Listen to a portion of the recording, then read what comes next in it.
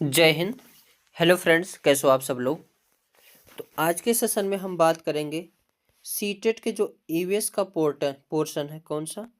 CTET के जो EVS का पोर्शन है उसको हम इसमें देखेंगे। कुछ महत्वपूर्ण टॉपिक को इसमें कवर करेंगे और ऐसे करके जो हम अपने ईवीएस पोर्शन को भी धीरे धीरे कवर कर लेंगे। और कहीं ना कहीं अगर सीटेट में प्रश्न ईवीएस से पूछे जाते हैं तो इससे बाहर जो है सीटेट में जो है ईवीएस से बाहर नहीं जाएंगे। तो चलते हैं, स्टार्ट करते हैं सीटेट के लिए ईवीएस को। और ये कहीं ना कहीं कॉन्सेप्ट रहेगा और कॉन्सेप्ट को पढ़ करके अगर आप सीटेट के क्वेश्चन को हल करते हैं तो आसानी से हल हो जाएगा। और इतना ये है कि अगर इसको पूरा पढ़ के जाते हैं तो कहीं ना कहीं क्वेश्चन एक भी बाहर जो है नहीं जाएगा। ऐसा नहीं कि मैं पहली बार तैयारी करवा रहा हूँ, मैं कई बार जो तैयारी करवा चुके। तो चलते हैं, देखते हैं। सबसे पहले देखते हैं रेड डाटा बुक। क्या देखेंगे? Red data book. विश्व संरक्षण संघ यानी वर्ल्ड कंजर्वेशन यूनियन, जिसे पूर्व में अंतर्राष्ट्रीय प्राकृतिक एवं प्राकृतिक जो है संपदा संरक्षण संघ IUCN या IUCNNR के नाम से जाना जाता था। तो रेड डाटा बुक किसके द्वारा जारी की जाती है? तो विश्व संरक्षण संघ के तहत जो है IUCN द्वारा जारी की जाती है। IUCN के फुल फॉर्म से भी प्रश्न पूछे जाते हैं। तो इसका फुल फॉर्म होता है international union for conservation nature. Full form में याद रखना। और IUCN एक सूची तैयार करता है जिसे क्या कहा जाता है? रेड डाटा बुक कहा जाता है। और इसमें जो है रेड डाटा बुक में संकटापन्न जीवों की प्रजातियों को के प्रकार को रखा जाता है। इसमें उन प्रजातियों को रखा जाता है जो कहीं ना कहीं जिसके ऊपर खतरे मंडरा रहे हैं। क्या हो रहे हैं? खतरे मंडरा रहे हैं और खतरे से गुजर रही है। रेड डाटा बुक में प्रकाशित प्रजातियों को थ्रेटेंड जाति भी कहा जाता है। वेरी इंपॉर्टेंट लगाइए इसको, कि जो इसमें बुक में मौजूद होते हैं जंतु उसको क्या कहा जाता है? तो थ्रेटेंड जाति कहा जाता है।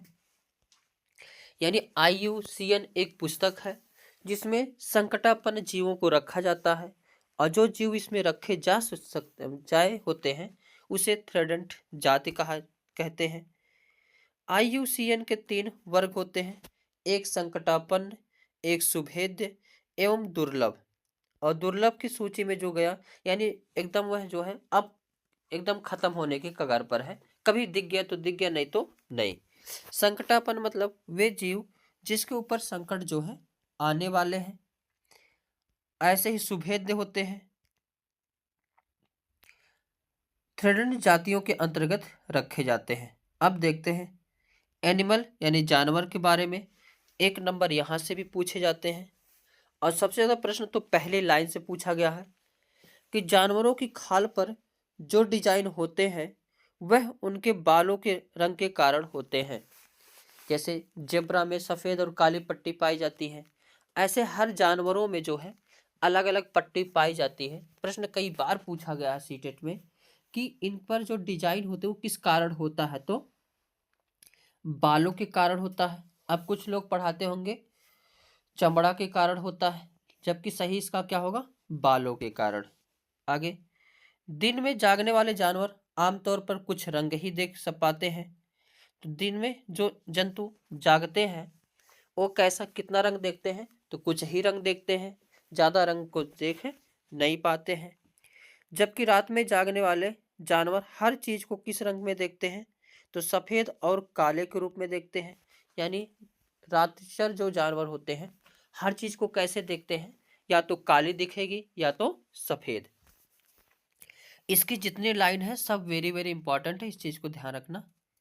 बहुत से जानवर किसी खास मौसम में लंबी गहरी में नींद में चले जाते हैं।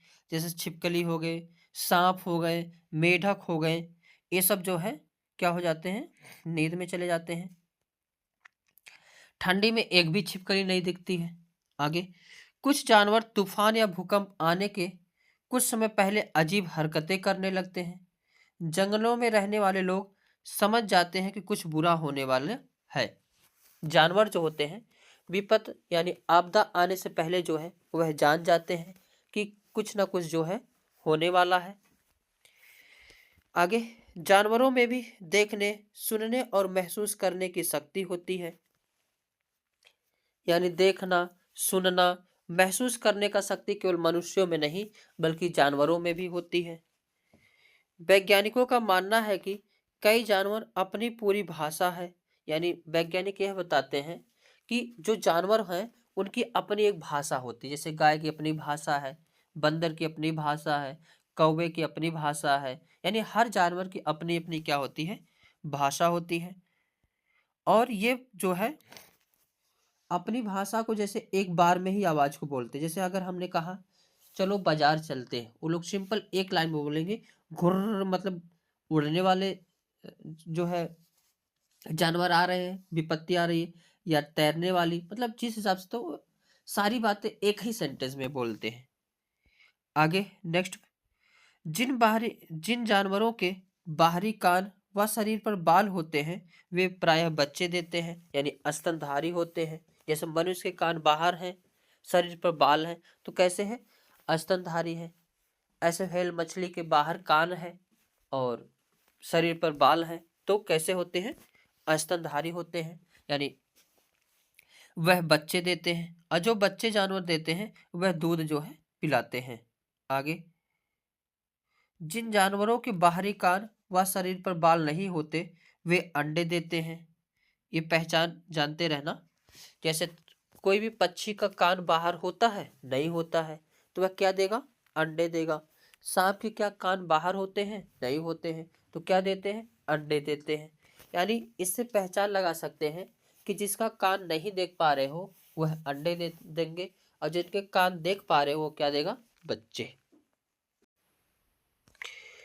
आगे, स्तनधारियों की विशेषताओं में इनके शरीर पर बाल का पाया जाना और कान के मध्य भाग में 3 अस्थियों मेलिकन, इनकस और स्टेपस का पाया जाना प्रमुख है। यानी स्तनधारियों के शरीर पर बाल पाए जाते हैं, बाहरी कान होते हैं, और कान में भी 3 भाग होते हैं, मेलियन, इनकस और स्टेपस। इसको वेरी वेरी इंपॉर्टेंट लगाइए, मेलियस, इनकस और स्टेपस से, कि प्रायः के कितने कान के कितने भाग होते हैं, प्रश्न पूछा जाता है। यदि कुछ प्रजातियों को छोड़ दें तो लगभग सभी स्तनधारी वर्ग के जंतु बच्चे देते हैं, तथा जिन जानवरों में यह नहीं पाए जाते वे अंडे देते हैं। यानी जिसमें मेलियस, इनकस, स्टेपस नहीं पाया जाता है वह प्राय क्या देते हैं, अंडे देते हैं। आगे नेक्स्ट है स्लॉथ। क्या है, स्लॉथ। वेरी वेरी इंपॉर्टेंट लगाइए, इससे बहुत बार प्रश्न पूछा गया है ईवीएस में।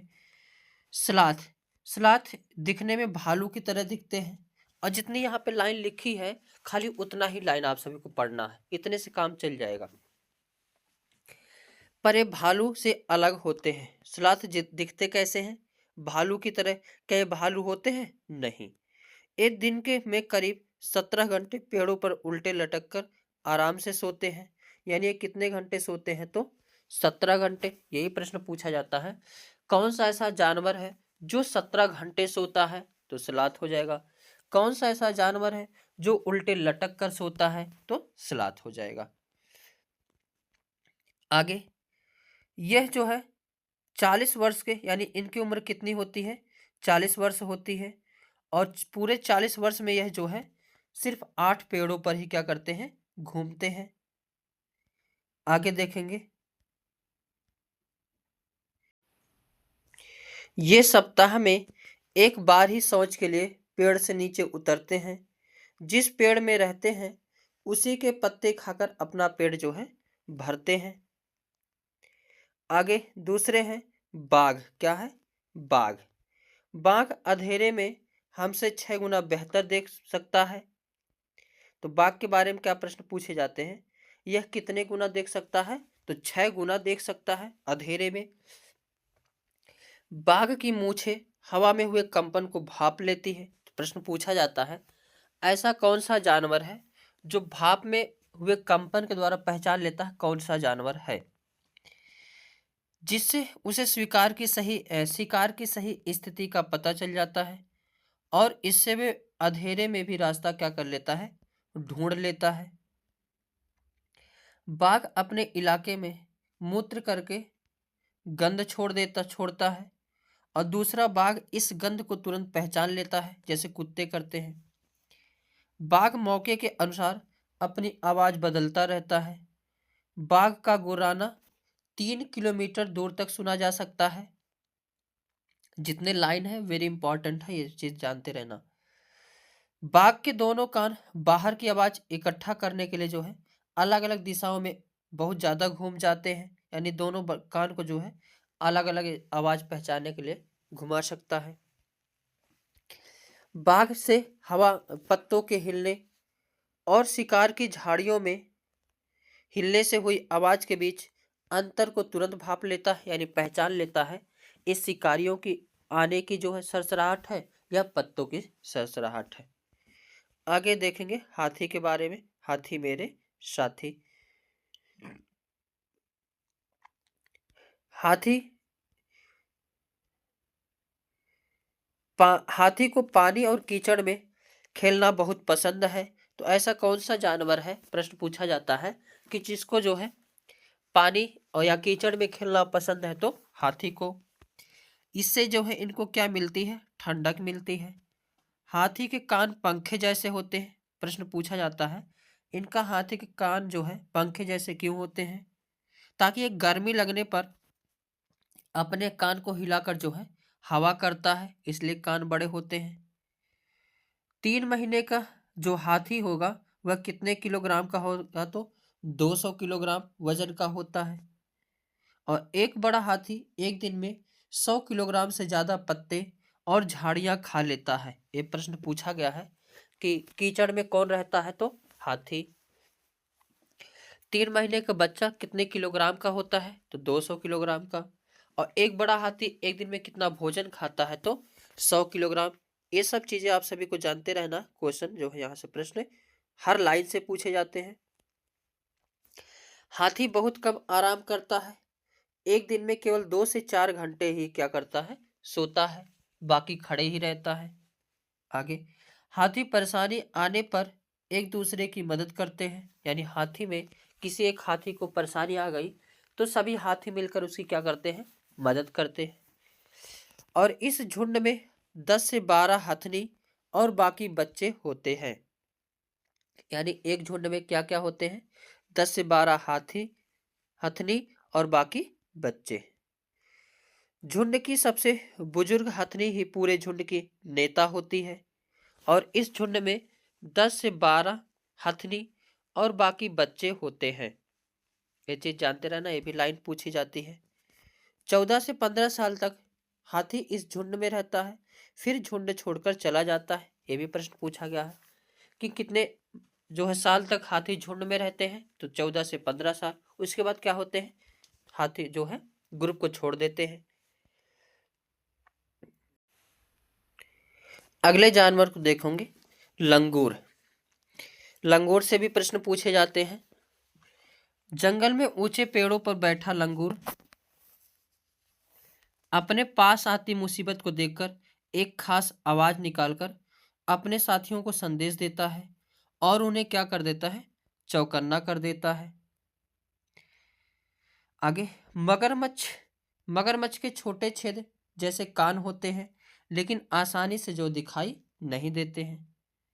छिपकली के भी छोटे छेद जैसे कान होते हैं, दिखाई नहीं देते हैं। मछलियां खतरों की चेतावनी एक दूसरे को जो है बिजली तरंगों से देती हैं। ये भी प्रश्न पूछा गया है। डॉल्फिन भी अलग अलग तरह की आवाज निकालती है और एक दूसरे से क्या करती है, बात करती है। गिलहरी के दांत हमेशा बढ़ते रहते हैं। दांतों से काटने और कुतरने के कारण इनके दांत घिस जाते हैं। बिल्ली के दांत नुकीले होते हैं, जो मांस को फाड़ने और काटने के काम आते हैं। गाय के आगे के दांत पत्तों को काटने के लिए और पीछे के दांत चपटे और चौड़े होते हैं, जो घास चबाने के लिए होते हैं। आगे सांप, सांप से भी इतना जान लीजिए, जो मैं पॉइंट पढ़ा रहा हूं वही पॉइंट पढ़ के जाना, एक्स्ट्रा कोई आवश्यकता नहीं है। सांप के बारे में, तो सांप हमारे देश में केवल 4 तरह के जहरीले सांप होते हैं। इनका नाम याद रखना, कौन कौन? नाग, करैत, दुबोइया और अफाई। ये 4 तरह के जो है सांप हमारे देश में पाए जाते हैं। जब सांप किसी को काटता है तो उसके 2 खोखले जहर वाले दांतों से उस व्यक्ति के शरीर में जहर चला जाता है। इस जहर से बचने के लिए उस व्यक्ति को सीरम नाम की जो है दवाई दी जाती है, जो सांप के जहर से ही बनाई जाती है।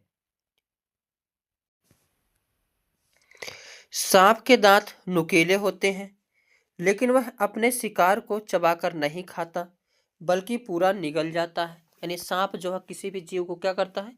सीधे अंदर निगल जाता है। सांप के बाहरी कान नहीं होते, वह जमीन पर हुए कंपन को ही सुन पाता है। यानी जमीन पर जो कंपन होता है उसको सुनकर पहचान पाता है, जबकि कान नहीं होते हैं। सपेरे को कालबेलिया भी कहते हैं। कालबेलिया नाच में सांप जैसी मुद्राएं होती हैं। वेरी वेरी इंपॉर्टेंट है। और पूछेगा ऐसा कौन सा जो है जाति है जिसमें शादी विवाह में सबसे जहरीला सांप दान दिया जाता है? तो कालबेलिया है। और कालबेलिया जाति कहाँ पाई जाती है? तो राजस्थान में पाई जाती है।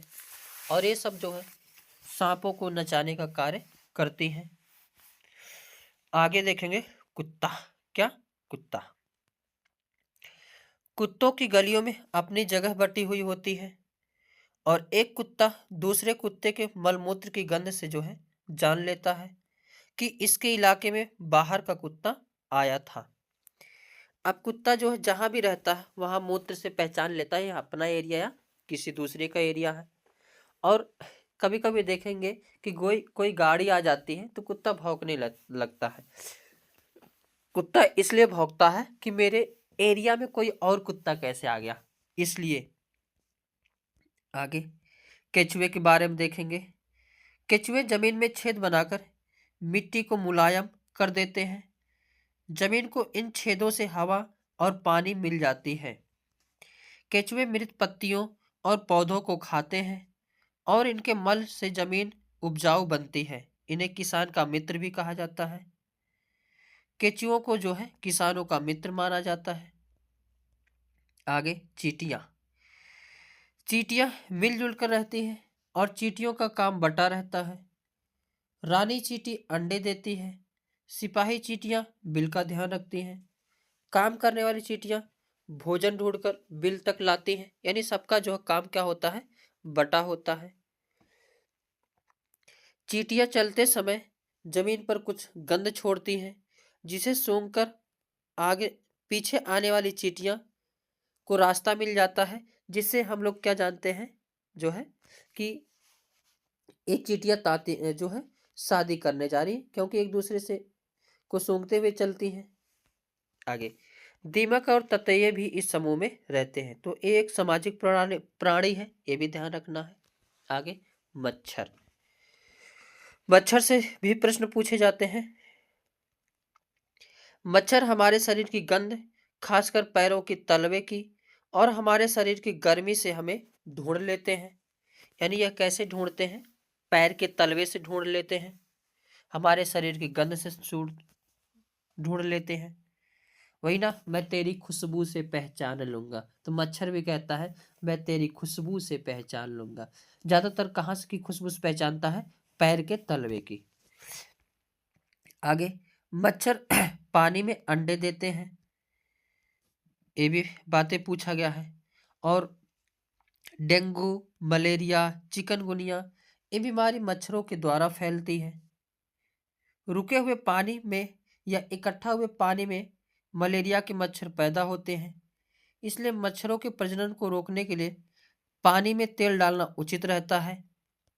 इससे पानी का पृष्ठ तनाव कम हो जाता है और ऑक्सीजन की आपूर्ति रुक जाती है, जिससे मच्छर के लार्वा क्या होते हैं?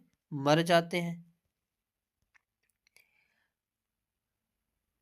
आगे रेशम का कीड़ा, इसको देखते हैं, ये भी प्रश्न पूछा जाता है। रेशम का कीड़ा, रेशम का कीड़ा अपनी मादा को इसकी गंध से कई किलोमीटर की दूरी से ही पहचान लेता है।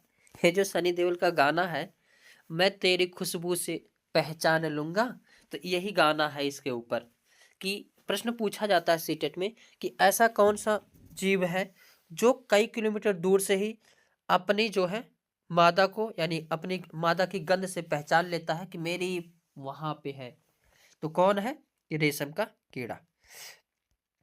आगे चूहा, चूहों को देखने की क्षमता कम होती है, लेकिन इनके सूंघने, छूने और टेस्ट करने की क्षमता अधिक होती है। ये प्रश्न पूछा जाता है कि चूहों के दांत हमेशा आगे वाले दो जो है बढ़ते रहते हैं, इसलिए हमेशा वो कुछ ना कुछ काटते कुतरते रहते हैं, जिससे उनके दांत का बैलेंस क्या हो, बना रहे। अब कोई छोटा सा बच्चा होता है, उसका आगे का दांत निकला होता है, तो कैसा लगता है? चूहे जैसा ही लगता है, मगर अच्छा लगता है। आगे देखते हैं पक्षियों के बारे में। ये भी जो है सीटेट के लिए बहुत ही इम्पोर्टेंट है। किसके लिए? सीटेट के लिए। सीटेट में जो ईवीएस का पोर्शन आता है, उसके लिए ये जो है इम्पोर्टेंट है।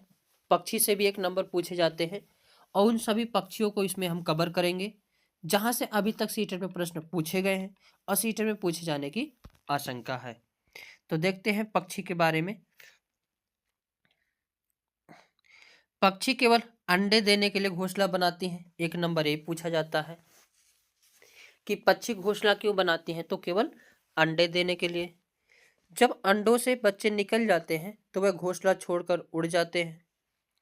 घोंसला छोड़कर पक्षी अलग अलग जगह चले जाते हैं, कहीं पेड़ों पर, कहीं जमीन पर और कहीं पानी में। यानी जो घोंसला बनाते केवल किस लिए बनाते हैं?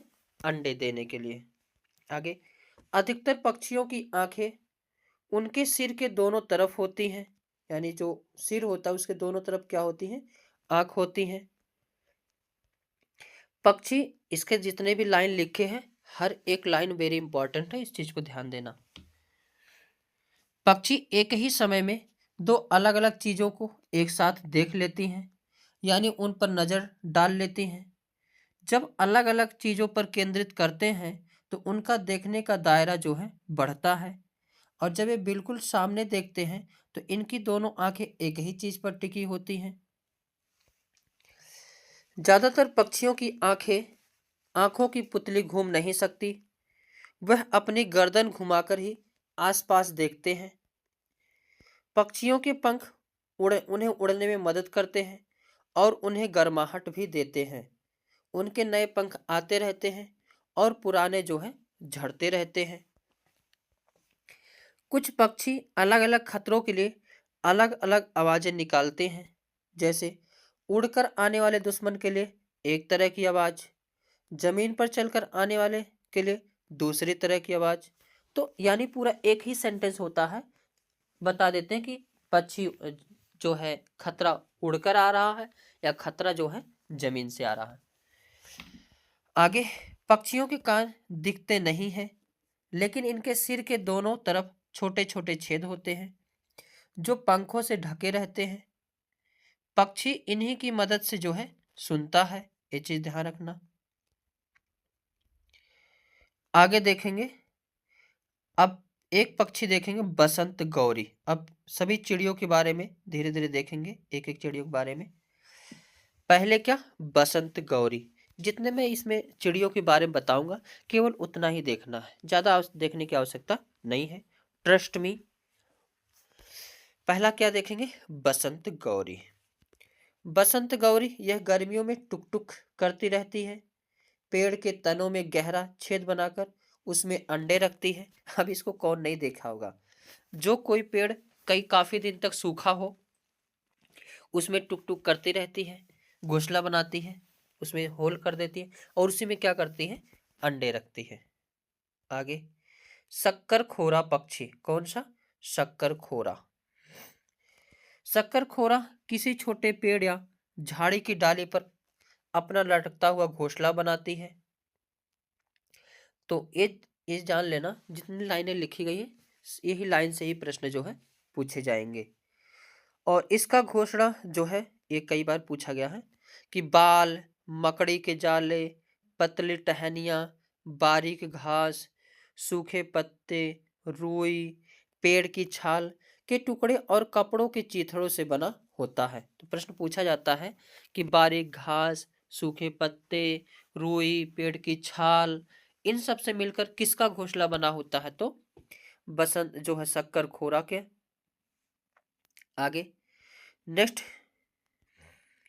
दर्जन चिड़िया कौन सी? वेरी वेरी इंपॉर्टेंट, इसको लगाइए। दर्जन चिड़िया से कई बार मतलब इसका लमसम अगर 5 साल पेपर हुआ तो 4 साल ये पूछी जाती है दर्जन चिड़िया, इतना इंपॉर्टेंट। और जो इसमें पॉइंट लिखा गया यही पॉइंट पूछता है। दर्जन चिड़िया अपने नुकीली चोंच से पत्तों को सी लेती है और उनके पास एक थैली सा बना लेती है और उसमें अंडे देती है। इसके अलावा भी याद रखना कि दर्जन चिड़िया जो है, यहाँ देखिए दर्जी की तरह सी है इसको, इसलिए इसको क्या कहा जाता है? दर्जन चिड़िया कहा जाता है। आगे देखेंगे चील, बाज और गिद्ध के बारे में। तो चील, बाज और गिद्ध हमसे 4 गुना अधिक दूर तक देख पाते हैं। तो प्रश्न पूछा जाता है कौन सा जो है हमसे 4 गुना तक देख पाते हैं? तो चील, बाज और गिद्ध। चील की पूंछ खांचे वाली होती है। प्रश्न पूछा जाता है खांचे वाली पूंछ किसकी होती है? तो चील की होती है। मरे हुए जानवरों का साफ कौन करता है? तो गिद्ध करता है। और गिद्ध जो है आकाश में ऊंचाई पर उड़ता है। आगे नरवीवर पक्षी, ये भी वेरी इंपॉर्टेंट है। नरवीवर पक्षी, नरवीवर पक्षी अपने घोंसले बनाते हैं। मादा वीवर पक्षी उन सभी घोंसलों को देखती है, फिर उनमें से जो घोंसला सबसे ज्यादा पसंद आता है उसमें ही वह क्या करती है? अंडे देती है। इससे यही प्रश्न पूछा जाता है, कई बार पूछा गया है कि कौन सा ऐसे पक्षी है जो घोंसला बनाती है और उसमें मादा आती है चेक करके तब अंडे देती है। तो जिसके सोचो मेहनत पूरा कौन कर रहा है? नरवीवर पक्षी। और मादा आती है देखती है किसका घोंसला अच्छा है, जिसका घोंसला अच्छा होता है उसी में क्या करती है? अंडे देती है। आगे फाख्ता, क्या है? फाख्ता, फाख्ता पक्षी, ये फाख्ता पक्षी।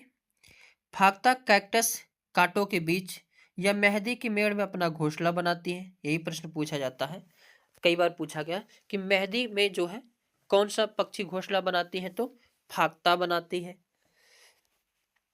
आगे उल्लू, उल्लू से प्रश्न पूछा गया है कौन सा ऐसा पक्षी है जो अपनी गर्दन तेजी से जो है पीछे तक नहीं, इनसे ये पूछा गया है कि कौन सबसे ज्यादा पीछे तक घुमा लेती है गर्दन? तो उल्लू। उल्लू पूरे जो है 360 डिग्री तक अपनी गर्दन को घुमा सकती है। यही प्रश्न पूछा जाता है। और प्रश्न पूछा जाता है कि झटके से अपनी गर्दन कौन सी पीछे करती है? तो मैना। मैना क्या करती है? अपनी गर्दन को झटके से पीछे करती रहती है। आगे कलचिड़ी, इसको कौन नहीं देखा होगा, सबके घर में होगा कलचिड़ी।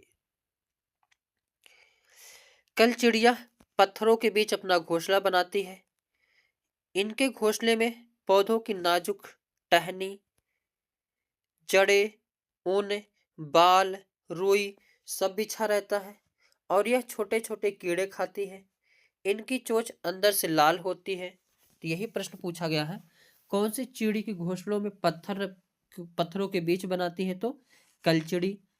और कौन छोटे छोटे कीड़ों को खाती है? तो कलचिड़ी। और किसके चोंच अंदर से लाल होती है? तो कलचिड़ी के। ये चीज ध्यान रखना, यही पॉइंट से क्वेश्चन पूछे जाते हैं। आगे कौवा, कौन सा? कौवा। कौवे के घोंसले में लोहे के तार और लकड़ी की टहनियां जैसी होती हैं। तो यही प्रश्न पूछा जाता है कि लोहे के तार जो है किस पक्षी के घोंसले में पाई जाती है? तो कौवा के। कौवा पेड़ की ऊंची डाल पर घोंसला बनाता है।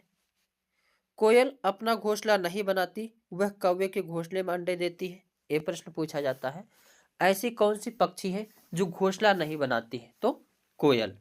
तो अंडे कहाँ देती है? तो कौवे के जो है घोंसले में दे देती है। अब कौवा जान ही नहीं पाता है, क्या करता है, उस अंडे को से देता है और बच्चे निकाल देता है।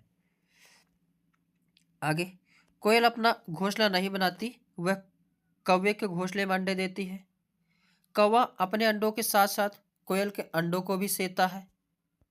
ये लाइन भी पूछी गई है।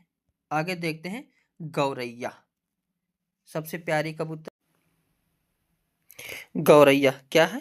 गौरैया, गौरैया अलमारी के ऊपर आईने के पीछे अपना घोंसला बनाती है। तो अपना घोंसला कहाँ बनाती है?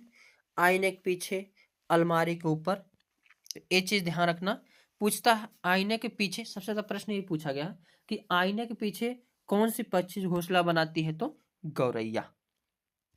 ये सभी को पता होगा, अगर कहीं शीशा रखा हो तो चिड़िया उस पे आकर के अपना टुक टुक मारती रहती है। और घर में जो अलमारी रखा होता है उसमें ये चिड़िया घोंसला तो बनाती है और फिर आकर के उसमें जो है खेलती रहती है। ये किसके किसके घर में होता है? कमेंट बॉक्स में कमेंट लिख के बताना। आगे कबूतर। कबूतर पुराने मकान या खंडहर में रहता है, यही प्रश्न पूछा जाता है। कौन सा पक्षी पुराने मकान या खंडहर में रहता है? तो कबूतर। जय हिंद। हेलो फ्रेंड्स, कैसे हो आप सब लोग? आज के सेशन में हम बात करने वाले हैं भारत के प्रमुख वन्य जीव एवं अभयारण्य एवं उद्यान के बारे में। और ये सीटेट के लिए वेरी इंपॉर्टेंट है। जो सीटेट में ईवीएस पोर्शन पूछे जाते हैं उसको हम इसमें कवर करेंगे। इसमें कई सारे टॉपिक को देखेंगे और इतना पूरा विश्वास रखिए जितना मैं पढ़ा रहा हूँ केवल उतना ही आप सभी लोग देख कर जाइए, कहीं ना कहीं एग्जाम जो आप सभी लोग पास कर जाएंगे। क्योंकि जो एनसीईआरटी में लिखा गया है वहीं से प्रश्न पूछे जाते हैं, लेकिन एनसीईआरटी का जो है निचोड़ है। तो देखते हैं टॉपिक फर्स्ट जो है, भारत के प्रमुख वन्यजीव अभयारण्य एवं उद्यान। जिम कॉर्बेट राष्ट्रीय उद्यान कहाँ पाया जाता है? तो उत्तराखंड में पाया जाता है। जिम कॉर्बेट राष्ट्रीय उद्यान भारत का सबसे पुराना राष्ट्रीय उद्यान है और यहाँ पर जो बाघों की संख्या जो है सबसे अधिक है। तो प्रश्न पूछा जाता है कि सबसे पुराना जो है राष्ट्रीय उद्यान कौन सा है? जिम कॉर्बेट है। कहाँ पर है? तो उत्तराखंड में है। और बाघों की संख्या जो है ज़्यादा कहाँ है? तो राष्ट्रीय जो है जिम कॉर्बेट उद्यान। दूसरा, गिर राष्ट्रीय उद्यान, ये कहाँ है? तो गुजरात में स्थित है। गिर वन संरक्षित क्षेत्र की स्थापना 1913 ईस्वी में एशियाई सिंहों के बचे हुए सबसे बड़े समूह को संरक्षण प्रदान करने के लिए की गई थी। और गिर वन जो है राष्ट्रीय उद्यान बाघ संरक्षित क्षेत्र है जो एशियाई बब्बर शेर के लिए क्या है? विश्व में प्रसिद्ध है। एक प्रश्न पूछेगा कि बब्बर शेर के लिए कौन सा उद्यान प्रसिद्ध है? तो गिर राष्ट्रीय उद्यान गुजरात में। आगे, दुधवा राष्ट्रीय उद्यान। दुधवा राष्ट्रीय उद्यान उत्तर प्रदेश में है। यह उत्तर प्रदेश का सबसे बड़ा समृद्ध जैव विविधता वाला क्षेत्र है। यह राष्ट्रीय उद्यान बाघों और बारहसिंघा के लिए क्या है? विश्व प्रसिद्ध है। तो दुधवा राष्ट्रीय उद्यान कहाँ पाया जाता है? उत्तर प्रदेश में है। बांदीपुर राष्ट्रीय उद्यान, यह कर्नाटक में है। कहाँ है? कर्नाटक में। यह भारत का सबसे बड़ा जीवमंडल रिजर्व है और यह प्रोजेक्ट टाइगर के तहत 1973 ईस्वी में एक टाइगर रिजर्व के रूप में घोषित किया गया था। आगे देखेंगे काजीरंगा राष्ट्रीय उद्यान, ये कहाँ पर है? तो असम में है। कहाँ है? असम में। काजीरंगा राष्ट्रीय उद्यान एक सींग वाले गैंडों के लिए सबसे प्रसिद्ध है। तो पूछेगा एक सींग वाले गैंडे के लिए प्रसिद्ध उद्यान कौन सा है? तो काजीरंगा है। कहाँ पे है? असम में है। इसे राष्ट्रीय पार्क को 1985 ईस्वी में विश्व विरासत स्थल के रूप में घोषित किया गया। इस पार्क को भारतीय बाघों का घर भी कहा जाता है। तो भारतीय बाघों का घर किसे कहा जाता है? काजीरंगा राष्ट्रीय उद्यान को कहा जाता है। आगे, बांधवगढ़ राष्ट्रीय उद्यान, ये कहाँ पर है? तो मध्य प्रदेश में स्थित है। बांधवगढ़ अभयारण्य मध्य प्रदेश का सबसे प्रसिद्ध राष्ट्रीय उद्यानों में से एक है। इसे 1968 ईस्वी में राष्ट्रीय उद्यान घोषित किया गया था। बांधवगढ़ अभयारण्य जो है बाघों के लिए प्रसिद्ध है। आगे, देश में सबसे छोटा राष्ट्रीय पार्क कौन सा है? साउथ बटन, जो कि अंडमान निकोबार में स्थित है। और देश में सबसे बड़ा राष्ट्रीय पार्क कहेगा तो हेमिस नेशनल पार्क है, जो कि लद्दाख में स्थित है। और यह भारत में सबसे अधिक ऊंचाई पर भी स्थित राष्ट्रीय उद्यान है। पहला बाघ अभयारण्य सरिस्का है, जो कि कहाँ पे स्थित है तो राजस्थान में है। भारत में सबसे ज्यादा राष्ट्रीय उद्यान कहाँ है तो मध्य प्रदेश में है। बाघों का घर किसे कहा जाता है? मध्य प्रदेश को कहा जाता है। देश का सबसे बड़ा बाघ अभयारण्य नागार्जुन सागर है। अगर बड़ा कहेगा तो कौन सा है? नागार्जुन सागर है, जो कि आंध्र प्रदेश में है। विश्व का एकमात्र तैरता हुआ राष्ट्रीय पार्क कौन सा है तो केबुल लामजाओ है, जो कि मणिपुर में स्थित है।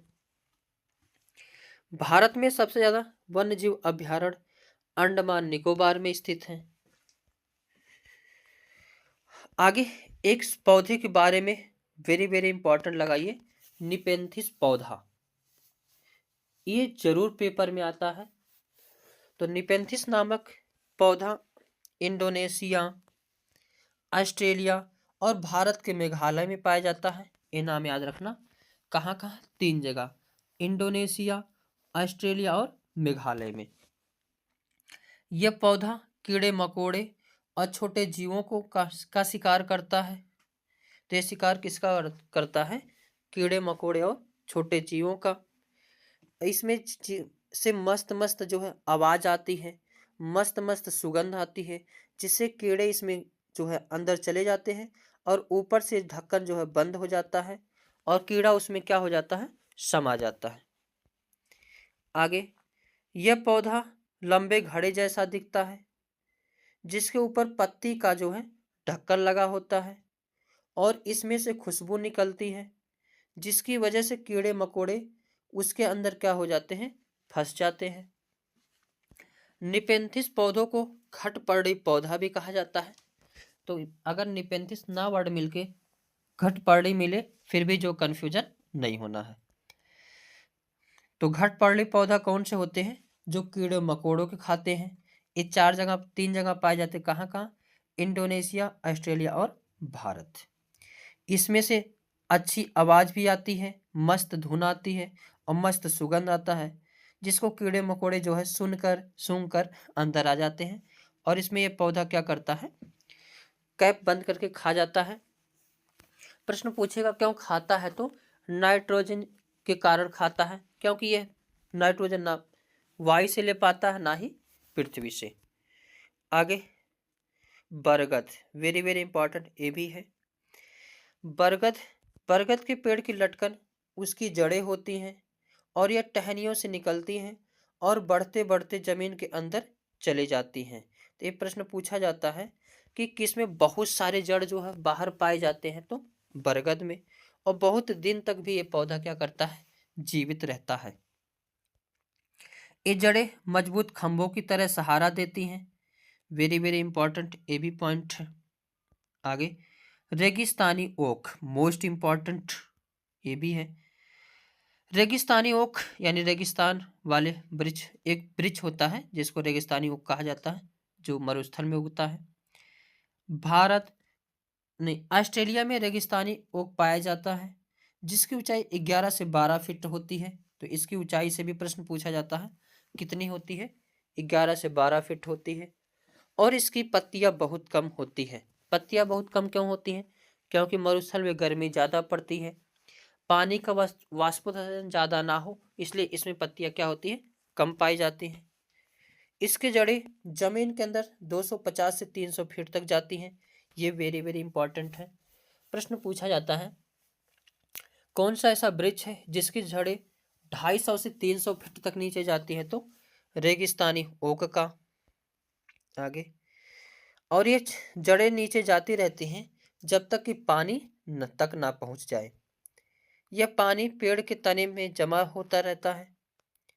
कभी कभी इस इलाके में पानी नहीं होता या पानी की कमी पड़ जाती है, तो वहाँ के लोग इसके तने के अंदर पतला पाइप डालकर पानी निकाल लेते हैं। आगे जंगल के बारे में देखते हैं, वेरी इंपॉर्टेंट ये भी है। जंगल अधिकार कानून 2007 के अनुसार जो लोग 25 सालों से जंगलों में एक जगह रह रहे होते हैं, तो उन्हें यह कानून अधिकार देता है कि इस जगह पर चाहे जो कुछ उगा सकते हैं, उन्हें हटाया नहीं जाएगा। तो जंगल अधिकार अधिनियम कब आया था? 2007 में। कब तक कोई जंगल में रहे तो उसका हो जाता है 25 साल तक। आगे जंगल का संरक्षण वहां की ग्राम सभा करती है, यानी कोई भी जंगल है उसका संरक्षण कौन करता है? ग्राम सभा। खानों की खुदाई और बांधों का निर्माण करने से जंगल खत्म होते जा रहे हैं। आगे देखते हैं कृषि, इससे भी एक नंबर पूछे जाते हैं। तो कृषि एक प्राथमिक क्रिया है। फसलों, फलों, सब्जियों, फूलों को उगाना और पशुधन पालन जो इसमें शामिल है। विश्व में 50% लोग कृषि से संबंधित हैं, क्रियाओं में संलग्न है। भारत की 2/3 जनसंख्या अब तक कृषि पर निर्भर है। किस पर निर्भर है? तो कृषि पर। जिस भूमि पर फसलें उगाई जाती हैं उसे कृषिगत भूमि कहलाती है। एक ही प्रकार के फसल उगाने से और कई केमिकल्स को यूज करने से जमीन क्या हो जाती है? बंजर हो जाती है। आगे एग्रीकल्चर कृषि मृदा की जुताई, फसलों को उगाना और पशुपालन का विज्ञान एवं कला है। इसे खेती भी कहते हैं। सेरीकल्चर रेशम उत्पादन यानी रेशम के कीटों का वाणिज्यिक पालन करना, और यह कृषक की आय में पूरक हो सकता है। पीसीकल्चर किससे संबंधित है? मत्स्य पालन से संबंधित है। विशेष रूप से निर्मित तालाबों और पोखरों में मत्स्य पालन जो है किया जाता है। विटीकल्चर अंगूर की खेती, जिसे द्राक्षा कृषि भी कहते हैं। हार्टिकल्चर उद्यान कृषि यानी बागवानी लगाना। वाणिज्यिक उपयोग के लिए जो है सब्जियां, फूलों और फलों को उगाना। अब इसके आगे कल पढ़ेंगे। आज के लिए बस इतना ही, मिलेंगे नेक्स्ट वीडियो में। Thank you. जय हिंद। हेलो फ्रेंड्स, कैसे हो आप सब लोग?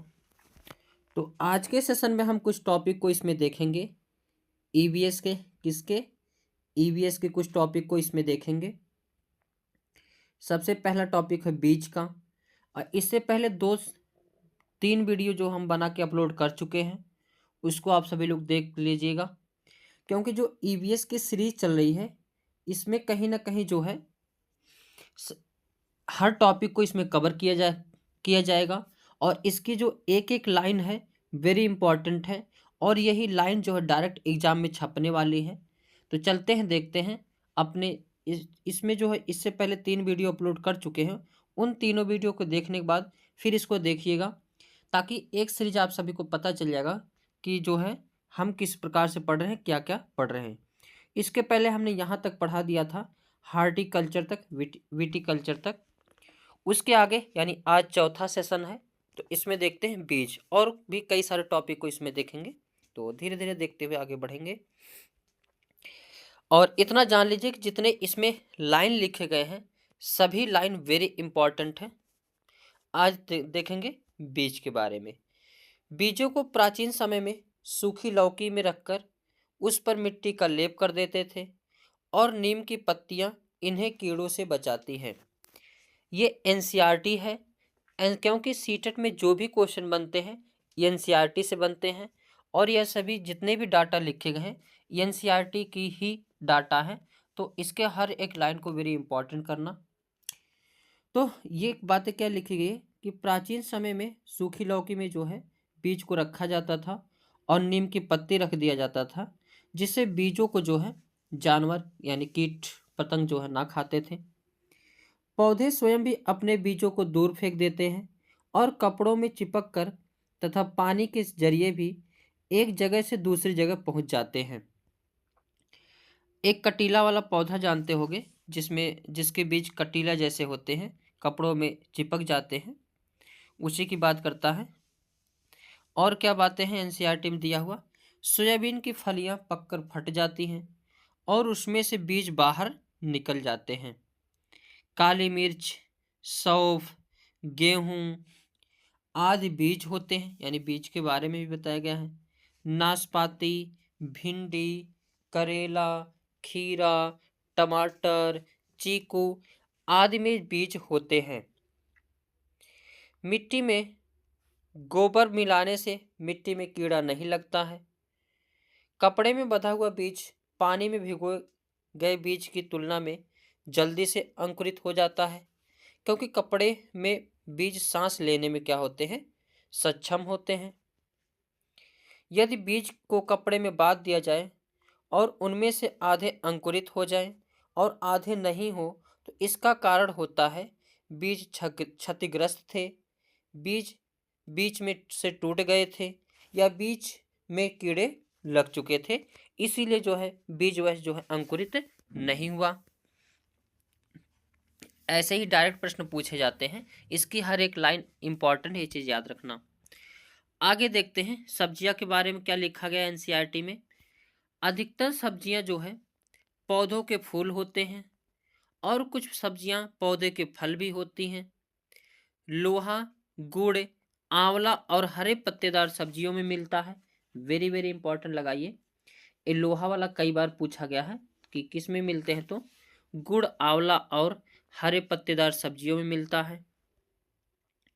एक नंबर यहां से आती है कि विदेश से आने वाली सब्जियां कौन कौन सी जो है कहां से विदेश से आई हैं।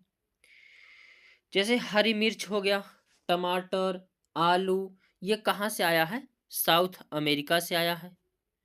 गोभी और मटर कहाँ से आई है? तो यूरोप से आई है।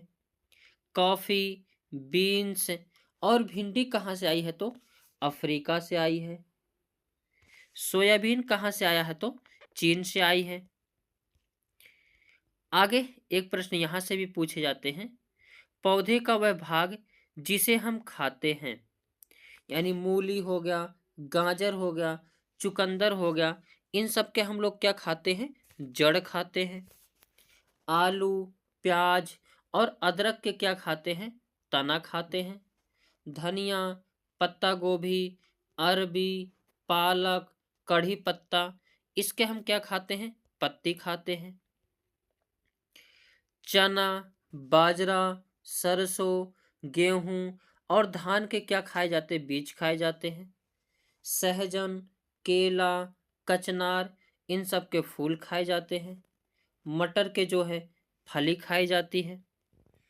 आगे घास से भी एक प्रश्न पूछा जाता है कि घास का पौधा जितना जमीन के ऊपर होता है, उससे कहीं ज़्यादा जमीन के अंदर फैला हुआ होता है। घास की जड़ें बहुत मजबूत होती हैं, इन्हें खुरपी से खोदकर निकाला जा सकता है। और क्या बातें की गई है? जड़ें पौधों को सहारा देती है, जल तथा खनिजों को अवशोषित करती है। ये वेरी वेरी इंपॉर्टेंट लगा इसको, कि जिस मैदान में एक टीन बीज बोए जाते हैं, प्रश्न पूछा जाता है उस टीन को क्या कहते हैं, उस जमीन को क्या कहते हैं, तो उसे एक टीन जमीन वो कहते हैं। ये कई बार प्रश्न पूछा गया है। आगे कुड़कू जनजाति, जो कुड़कू जो है झारखंड की एक आदिवासी जनजाति है। कुड़कू भाषा में जंगल को तोरांग कहते हैं। वेरी इंपॉर्टेंट लाइन, इसको भी लगाइए कि कुड़कू भाषा में जंगल को क्या कहा जाता है? तोरांग कहा जाता है। कई बार प्रश्न पूछा गया है। और कुड़कू है क्या? तो झारखंड की एक आदिवासी जनजाति है। भारत के उत्तरी पूर्वी क्षेत्रों में स्थानीय खेती करने का रिवाज है। कुछ पौधे बिना बोए खेतों में अपने आप उग जाते हैं, जिन्हें खरपतवार कहते हैं। इन्हें निकालना जरूरी होता है, नहीं तो सारा खाद और पानी ये ही ले लेगी और फसल कम होगी। आगे देखते हैं क्या लिखा गया एनसीईआरटी में। क्रोटोन पौधे वेरी वेरी इंपॉर्टेंट लगाइए इसको। क्रोटोन पौधे से, क्रोटोन पौधे जमीन के बारे में उसकी दशा को बता देते हैं, यानी सिग्नल दे देते हैं ये प्रश्न पूछा जाता है, सिग्नल देने वाला पौधा कौन सा है? तो क्रोटोन पौधा है। और क्या लिखा गया है एनसीईआरटी में? क्रोटोन पौधों की जड़ जमीन में ज्यादा गहरी नहीं जाती है। जब मिट्टी सूखने लगती है तो इस पौधों की पत्तियां सूखने लगती हैं और झड़ने लगती है, जिससे मिट्टी का पता चल जाता है कि मिट्टी सूख रही है, और यह एक प्रकार का जो है सिग्नल होता है। आगे प्रकाश संश्लेषण के बारे में क्या लिखा है, इसको देखते हैं। प्रकाश संश्लेषण, पत्तियां पादप की खाद्य फैक्ट्रिया होती हैं। जल एवं खनिज वाहिकाओं द्वारा पत्तियों तक पहुंचाए जाते हैं। वाहिकाएं नली के समान होती हैं तथा जड़, तना, शाखाओं एवं पत्तियों तक फैली होती हैं। पत्तियों में एक हरा वर्णक होता है, यानी पिगमेंट होता है, जिसे क्लोरोफिल कहते हैं, जिसके द्वारा प्रकाश संश्लेषण की क्रिया जो है पूर्ण होती है। अगर पूछेगा प्रश्न में पौधे में जड़ कहाँ से जो है पानी कहाँ से आते हैं? जड़ से। किस विधि द्वारा? तो केशकत्व विधि द्वारा। आगे क्या लिखा गया है? क्लोरोफिल सूर्य के प्रकाश यानी सौर प्रकाश की ऊर्जा का संग्रहण करने में पत्ती की सहायता करती है। क्या करती है? सहायता करती है। इस ऊर्जा का उपयोग जल एवं कार्बन डाइऑक्साइड से खाद्य संश्लेषण में होता है। क्योंकि खाद्य संश्लेषण सूर्य के प्रकाश की उपस्थिति में होता है, इसलिए इसे प्रकाश संश्लेषण कहते हैं। और क्या लिखा गया है? पत्तियों द्वारा सौर ऊर्जा संग्रहित की जाती है तथा पादप में खाद्य के रूप में संचित हो जाती हैं। आगे देखते हैं झूम खेती। झूम खेती का तरीका बिल्कुल अलग है। एक फसल काटने के बाद जमीन को कुछ साल तक ऐसे ही छोड़ देते हैं, उसमें खेती नहीं करते। इस जगह जो बांस या जंगल उग जाते हैं उसे उखाड़ते नहीं हैं, बस गिराकर जला देते हैं, और यह राख जो है जमीन में खाद का काम करती है। तो झूम खेती समझ में आ गया, वेरी इंपॉर्टेंट ये भी है। आगे देखते हैं, जमीन को जलाते हुए आसपास के पेड़ ना जले, जंगलों को नुकसान ना पहुंचे, इसका भी ध्यान रखना पड़ता है। फिर जब इस जमीन में खेती की बारी आती है तो जमीन को जोता नहीं जाता, मिट्टी को हल्के से हिलाकर बीज छिड़क देते हैं। आगे एक ही खेत में अलग अलग तरह के बीज जैसे मकई, सब्जियां, मिर्च और चावल बोए जाते हैं। फसल के समय भी अनचाही घास और पौधे को उखाड़ते नहीं, उन्हें गिरा देते हैं ताकि वे जमीन की मिट्टी में मिल जाएं। इससे भी जमीन क्या बन जाती है? उपजाऊ बन जाती है। स्थानांतरित खेती या झूम खेती उत्तर पूर्वी, पर्वतीय तथा आदिवासी क्षेत्रों में की जाती है। इसे जनजातीय कृषि कहा जाता है। आगे देखते हैं, हमारे शरीर के विभिन्न पोषक तत्व हैं। एक टॉपिक यहां से भी पूछे जाते हैं, तो इसको देखते हैं। हमारे भोजन में मुख्य पोषक जो है कार्बोहाइड्रेट, प्रोटीन, वसा, विटामिन तथा खनिज लवण है। हमारे भोजन में पाए जाने वाले मुख्य कार्बोहाइड्रेट मंड तथा शर्करा के रूप में होते हैं। कार्बोहाइड्रेट मुख्य रूप से हमारे शरीर को ऊर्जा प्रदान करते हैं। वसा से भी ऊर्जा मिलती है। जितने लाइन लिखेंगे सभी एनसीईआरटी के हैं, इसलिए सभी वेरी इंपॉर्टेंट हैं। प्रोटीन की आवश्यकता शरीर की वृद्धि तथा स्वस्थ रहने के लिए होती है। प्रोटीन युक्त भोजन को प्रायः शरीर वर्धक भोजन यानी बॉडी बिल्डर कहते हैं। विटामिन रोगों से हमारे शरीर की रक्षा करते हैं। विटामिन हमारी आँख, अस्थियों, दांत और मसूड़ों को स्वस्थ रखने में सहायता करते हैं।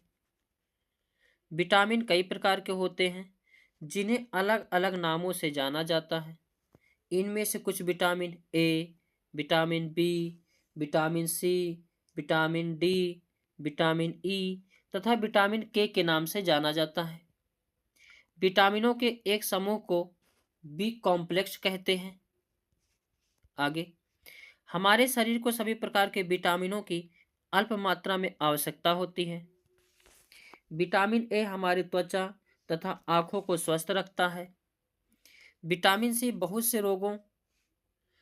रोगों से लड़ने में हमारी मदद करता है।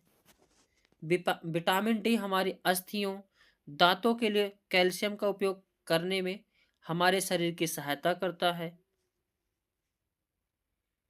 हमारा शरीर भी सूर्य के प्रकाश की उपस्थिति से विटामिन डी बनाता है। चावल में कार्बोहाइड्रेट की मात्रा दूसरे पोषकों से अधिक होती है। इस आधार पर हम कह सकते हैं कि चावल कार्बोहाइड्रेट का समृद्ध भोजन है। इन पोषकों के अलावा हमारे शरीर को आहारी रेशों, जल की भी आवश्यकता होती है। आहारी रेशे को जो है रुक्षांश कहते हैं। हमारे खाने में रुक्षांश की पूर्ति मुख्यतः पादप उत्पादों से होती है।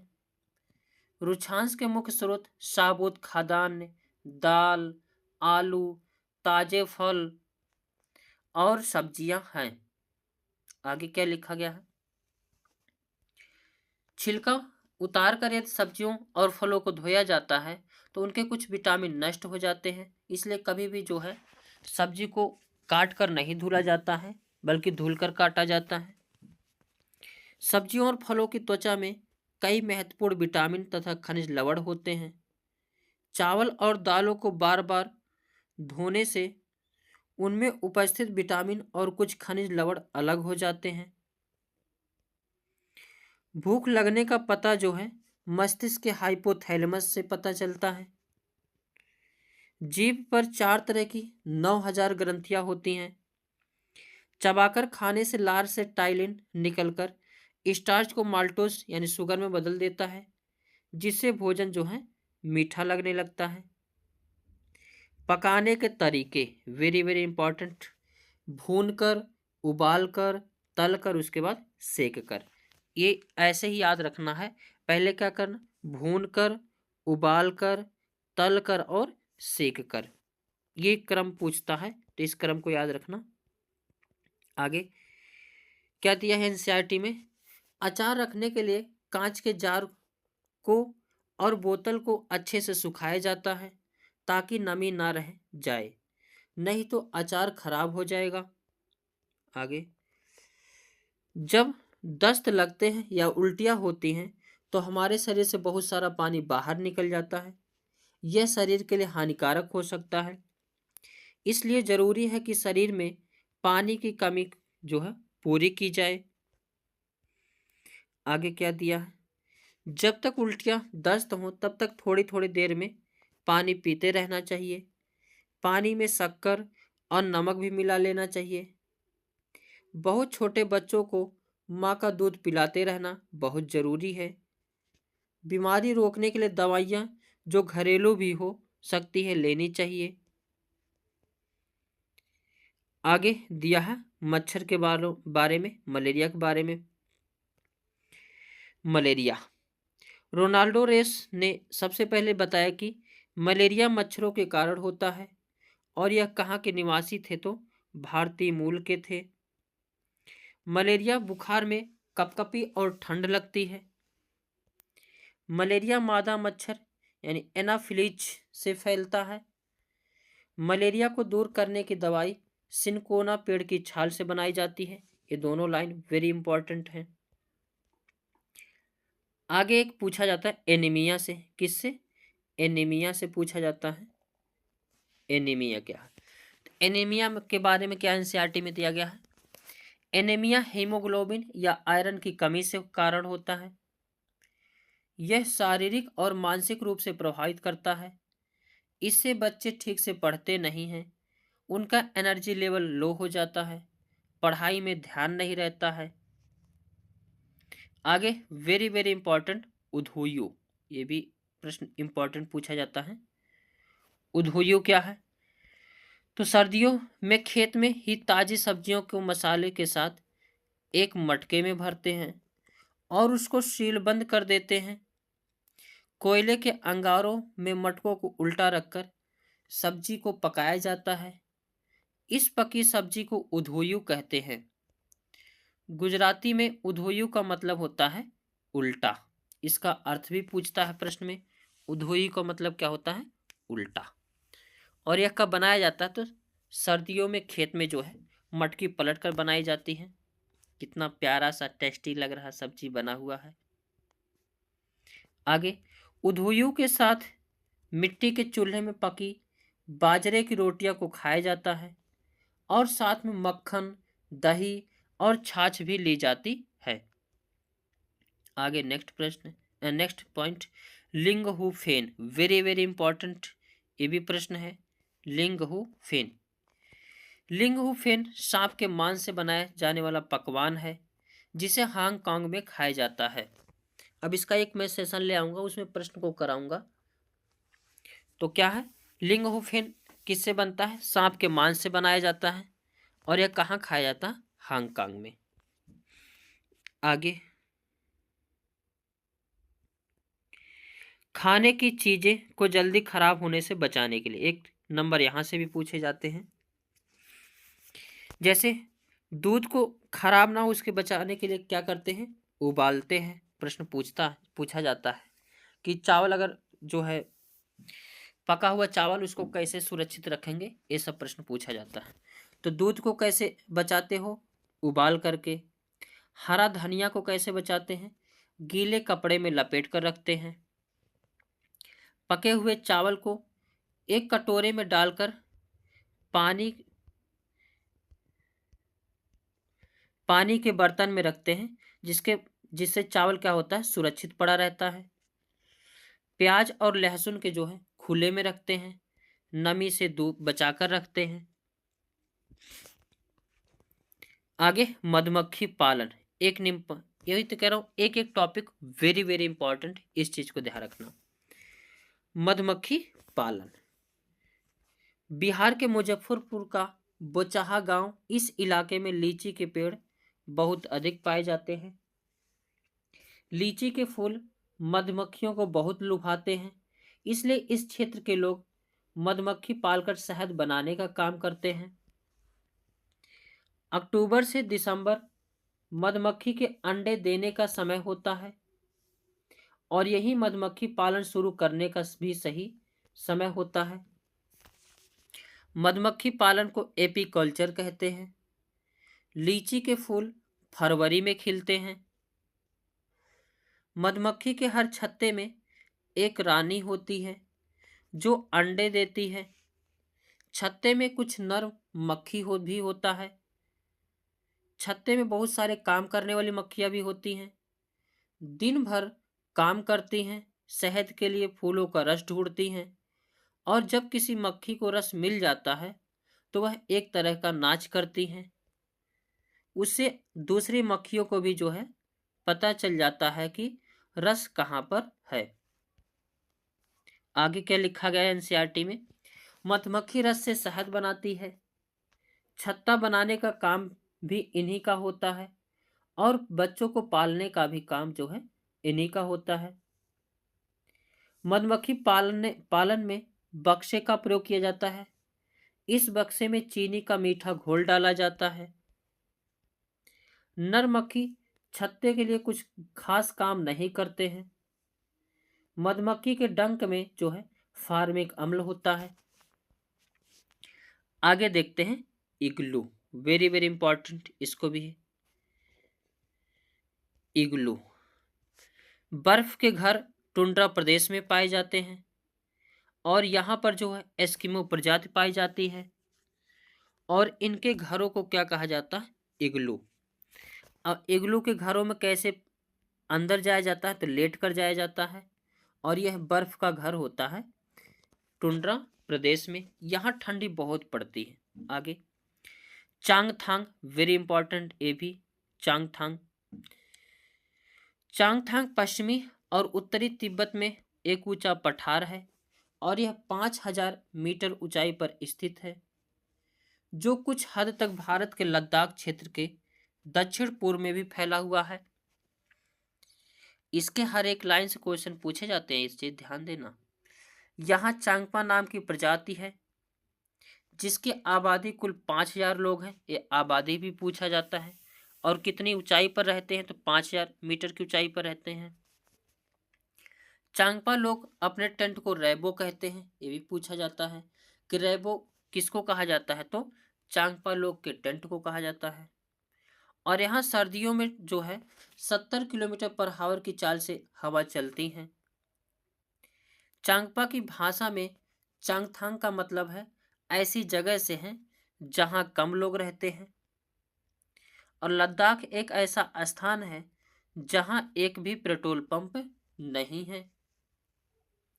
रेबो अर्थात टेंट के पास एक जगह होती है जिसे ये लोग लेखा कहते हैं। पूछा जाता है कि लेखा किसे कहा जाता है, तो जो टेंट होता है यानी रेबो होता है उसके पास की जमीन को क्या कहा जाता है, लेखा कहा जाता है, जहां ये अपनी बकरी और भेड़ों को रखते हैं। लेखा की दीवारें पत्थरों की बनी होती हैं। हर परिवार अपने जानवर पर एक विशेष प्रकार का चिन्ह बनाता है।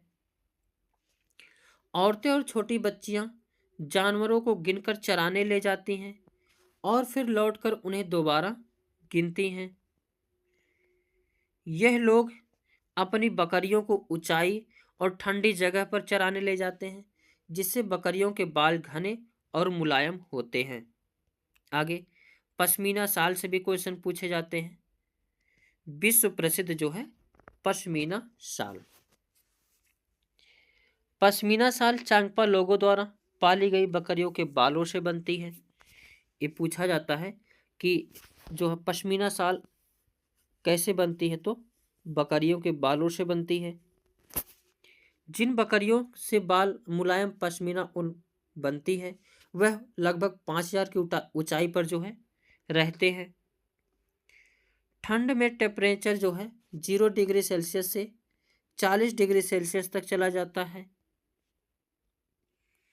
आगे बकरी के शरीर पर गर्म बालों का कोट बन जाता है। इनमें से कुछ बाल बकरियां गर्मियों में गिरा देती हैं, जिनका प्रयोग पश्मीना शाल बनाने में होता है। ये भी प्रश्न पूछा जाता है कि इनका बाल जो है हमारे कितने बालों के बराबर होता है, तो इनका एक बाल इतना पतला होता है कि 6 बाल बराबर हमारे एक बाल के, यानी हमारा एक बाल निकाला जाए और उनका 6 बाल निकाला जाए बराबर रहेगा। आगे यह शाल हाथ से बनाए जाते हैं, लगभग 250 घंटे में बनता है। ये प्रश्न पूछा गया है कि पश्मीना शाल कितने घंटे में बनती है, तो 250 घंटे में। बुनाई के बाद एक प्लेन शाल जो है बनता है। और ये भी पूछा जाता है एक पश्मीना शाल कितने स्वेटर जितना गर्म करता है, तो 6 स्वेटर जितना गर्म करता है। आगे देखते हैं ब्रेल लिपि। वेरी वेरी इंपॉर्टेंट ये भी है ब्रेल लिपि, यहाँ से भी बहुत सारे प्रश्न बनते हैं। तो लुइस ब्रेल जो है फ्रांस के थे। 3 साल की उम्र में अपने पिता के औजारों से खेलते हुए इनकी आंखों की रोशनी चली गई। पढ़ाई में बहुत रुचि थी, तो यह पढ़ने और लिखने के विभिन्न तरीके सोचने लगे और फिर एक तरीका निकाला जो बाद में लुइस स्क्रिप्ट के नाम से जाना जाता है। वेरी इंपॉर्टेंट है। इसमें जो जो डाटा पूछा जाता है उसमें सब बताएंगे भी। पूछा जाता है कितने डॉट का प्रयोग किया जाता है, तो 6 डॉट का प्रयोग किया जाता है। और इसमें कैसे लिखा रहा जाता है, तो उभरा हुआ चीज़ों से लिखा जाता है। और इसका निर्माण किसने किया था, तो लुइस ब्रेल इसके निर्माण किए हैं। और यह एक मोटे कागज पर नुकीला चीज से 6 बिंदुओं पर उभारा जाता है। तो पूछा जाता है कितने बिंदु, 6 बिंदुओं पर। फिर उभरे हुए बिंदुओं पर उंगली के सहारे स्पर्श करते हुए पढ़ा जाता है और यह ब्रेल लिपि कहलाती है। यह स्क्रिप्ट 6 बिंदुओं पर आधारित होती है। आगे देखेंगे Gregor John Mendel. Gregor John Mendel एक का जन्म एक गरीब परिवार में हुआ था। कब हुआ था, 1822 ईस्वी में।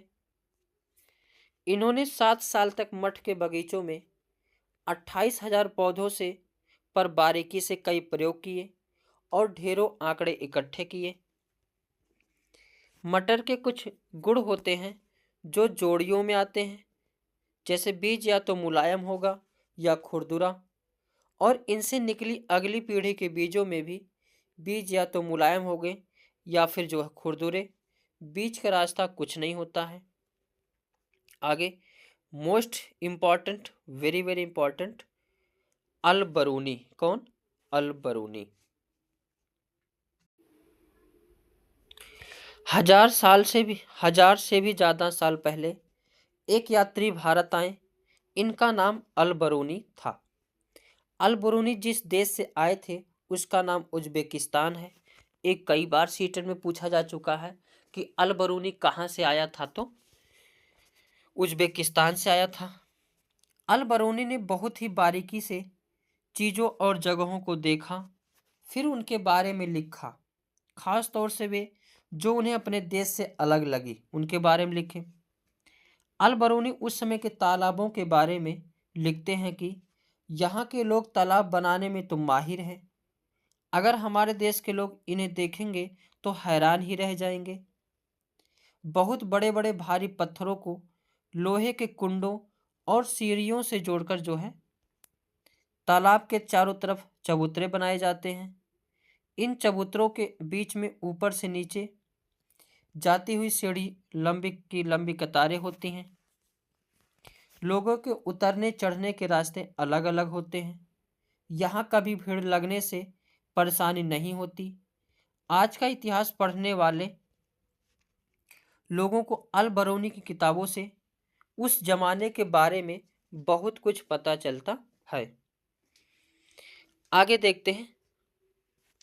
अब हम देखेंगे जो है ईवीएस के महिला के बारे में। यहाँ से 2 से 3 नंबर आप सभी को मिलेगा और यह एनसीईआरटी का निचोड़ है, और कहीं ना कहीं जो 30 नंबर ईवीएस में आएंगे इससे बाहर नहीं जाएंगे। तो अब देखेंगे महिला के बारे में क्या क्या एनसीईआरटी में दिया गया है। सबसे पहली महिला है बछेंद्री पाल। कौन है? बछेंद्री पाल। बछेंद्री पाल भारत की पहली और विश्व की 5वीं महिला थी जिन्होंने माउंट एवरेस्ट की चोटी पर जो है चढ़ाई की। बछेंद्री पाल बचपन में एक पिकनिक में गई थी। ये प्रश्न पूछा गया है कि जब वे पिकनिक पर गई थी तो कितने मीटर ऊंची चोटी पर जो है चढ़ गई थी। तो जब ये 12 वर्ष की थी तो एक पिकनिक पर गई थी और वहाँ 4 मीटर ऊंची चोटी पर जो है यह चढ़ गई थी। ये उत्तराखंड के गढ़वाल एरिया में नाकुरे गांव में बड़ी हुई हैं। इन्होंने नेहरू इंस्टीट्यूट, ये भी प्रश्न पूछा जाता है कहाँ से इन्होंने अपनी ट्रेनिंग ली थी, तो नेहरू इंस्टीट्यूट ऑफ माउंटेनियरिंग से। और इनके गाइडर कौन थे, तो ब्रिगेडियर ज्ञान सिंह थे। ये भी प्रश्न पूछा गया है कि ग्रेट जो है। आगे 1984 ईस्वी में माउंट एवरेस्ट में जाने के लिए एक टीम मेंबर बनी थी और 23 मई दोपहर के 1:07 पर अपना पहला कदम जो है 8,848 मीटर ऊंची चोटी यानी माउंट एवरेस्ट पर रखा। इनके साथ एक और मेंबर भी गई थी। ये एक साथ कदम नहीं रख पाए क्योंकि वहाँ जो है जगह नहीं थी। तो पहले इन्होंने अपना कदम रखा, उसके बाद अपना सिर झुकाया, झंडा फहराया और तस्वीरें ली। माउंट एवरेस्ट को नेपाल में सागर माथा भी कहा जाता है। ये भी कई बार पूछा गया है कि सागर माथा किसे कहा जाता है, तो एवरेस्ट को कहा जाता है। आगे कर्दम मलेश्वरी के बारे में क्या पूछा जाता है, इनको देखते हैं क्या एनसीईआरटी में दिया गया है। तो कर्दम मलेश्वरी एक वेट लिफ्टर है, आंध्र प्रदेश की रहने वाली है। तो प्रश्न पूछा जाता है कि कर्दम मलेश्वरी कौन थी, तो एक वेट लिफ्टर थी जो कि कहाँ पर रहती थी, तो रहने वाली थी आंध्र प्रदेश में रहने वाली थी। ये 130 किलोग्राम तक का भार जो है उठा लेती थी। भारत के बाहर इन्होंने जो है 29 मेडल जीते हैं। सोच लीजिए कि कर्दम मलेश्वरी जो है कितनी मेडल जीती हैं, 29, वो भी भारत के बाहर।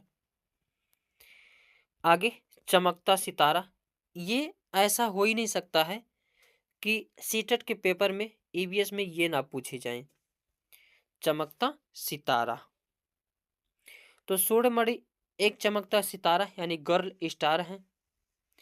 चमकते सितारे उन साधारण लड़कियों की असाधारण कहानियां हैं जिन्होंने स्कूल जाकर अपनी जिंदगी जो है बदल दी हैं। इनके बारे में चर्चा दिया गया है एनसीईआरटी में और प्रश्न भी पूछा जाता है। सूर्यमणि चाहती थी कि लोग त्योहारों पर अपने गीत गानों को गाएं, उन्हें भूले ना और अपने पहनावों को चाव से पहने। जबकि इसमें मॉडर्न का जमाना है और ये सोच रही थी वही चीजें जो है चलती रहे। जड़ी बूटियों की समझ और बांस की चीजें बनाने की जो है कला बच्चे भी सीखे। अपनी स्कूल की भाषा तो सीखे ही, अपनी कुड़ुक भाषा का रिश्ता भी उससे जोड़े। और यह सब तोरांग केंद्र में होता है। तोरांग में कुड़ुक समाज में और अन्य आदिवासियों की खास किताबों को संभाल कर रखा गया है। तो तोरांग क्या है? तो एक केंद्र है जहाँ पे कुड़ुक समाज की जो है सभी किताबों को संभाल कर रखा गया है। गाने बजाने की कई चीजें जैसे बांसुरी, तरह तरह के ढोल भी रखे गए वहां पे। सुरमणि जो है 21 साल की थी जब वे उसने वासवी दे दी, ये प्रश्न पूछा जाता है। और कई लोगों की मदद से एक केंद्र खोला। तो कब इन्होंने केंद्र खोला था? 21 साल की थी तब। उसने इस जगह का नाम तोरांग रखा। कुड़ुक भाषा में तोरांग का मतलब होता है जंगल। ये प्रश्न पूछा गया है कि तोरांग का मतलब क्या होता है? तो जंगल होता है। आगे, कुड़ुक भारत, नेपाल, भूटान तथा बांग्लादेश में बोली जाती है। भारत में यह बिहार, मध्य प्रदेश, छत्तीसगढ़, झारखंड एवं पश्चिम बंगाल के उराव जनजातियों द्वारा बोली जाती है। इसको उराव भाषा भी जो है कहते हैं। आगे, सुनीता विलियम्स के बारे में, इनसे भी एक नंबर 100% फिक्स रहता पूछे जाने की। Sunita Williams, Sunita Williams 360 kilometre दूर स्पेस में गई थी। सुनीता विलियम्स ने 6 महीने से ज्यादा अंतरिक्ष में समय बिताया। वे सबसे लंबे समय तक जो है स्पेस में रहने वाली महिला हैं। तो प्रश्न पूछा जाता है सबसे अधिक समय तक स्पेस में रहने वाली महिला कौन सी है? तो सुनीता विलियम्स हैं। ये बताती हैं जो है, यहाँ से भी प्रश्न पूछे जाते हैं कि सुनीता विलियम्स के अनुभव स्पेस में ये क्या बताती थी? यही प्रश्न पूछा जाता है सीटेट में। वहां एक जगह बैठ नहीं पाते थे, एक जगह से दूसरी जगह तैरते रहते थे। तो जैसे पानी में बुलबुला तैरता रहता है, वैसे ही अंतरिक्ष में व्यक्ति क्या करते हैं? तैरते रहते हैं। और एक जगह रुकने के लिए सीट बेल्ट जो है बांधना पड़ता है।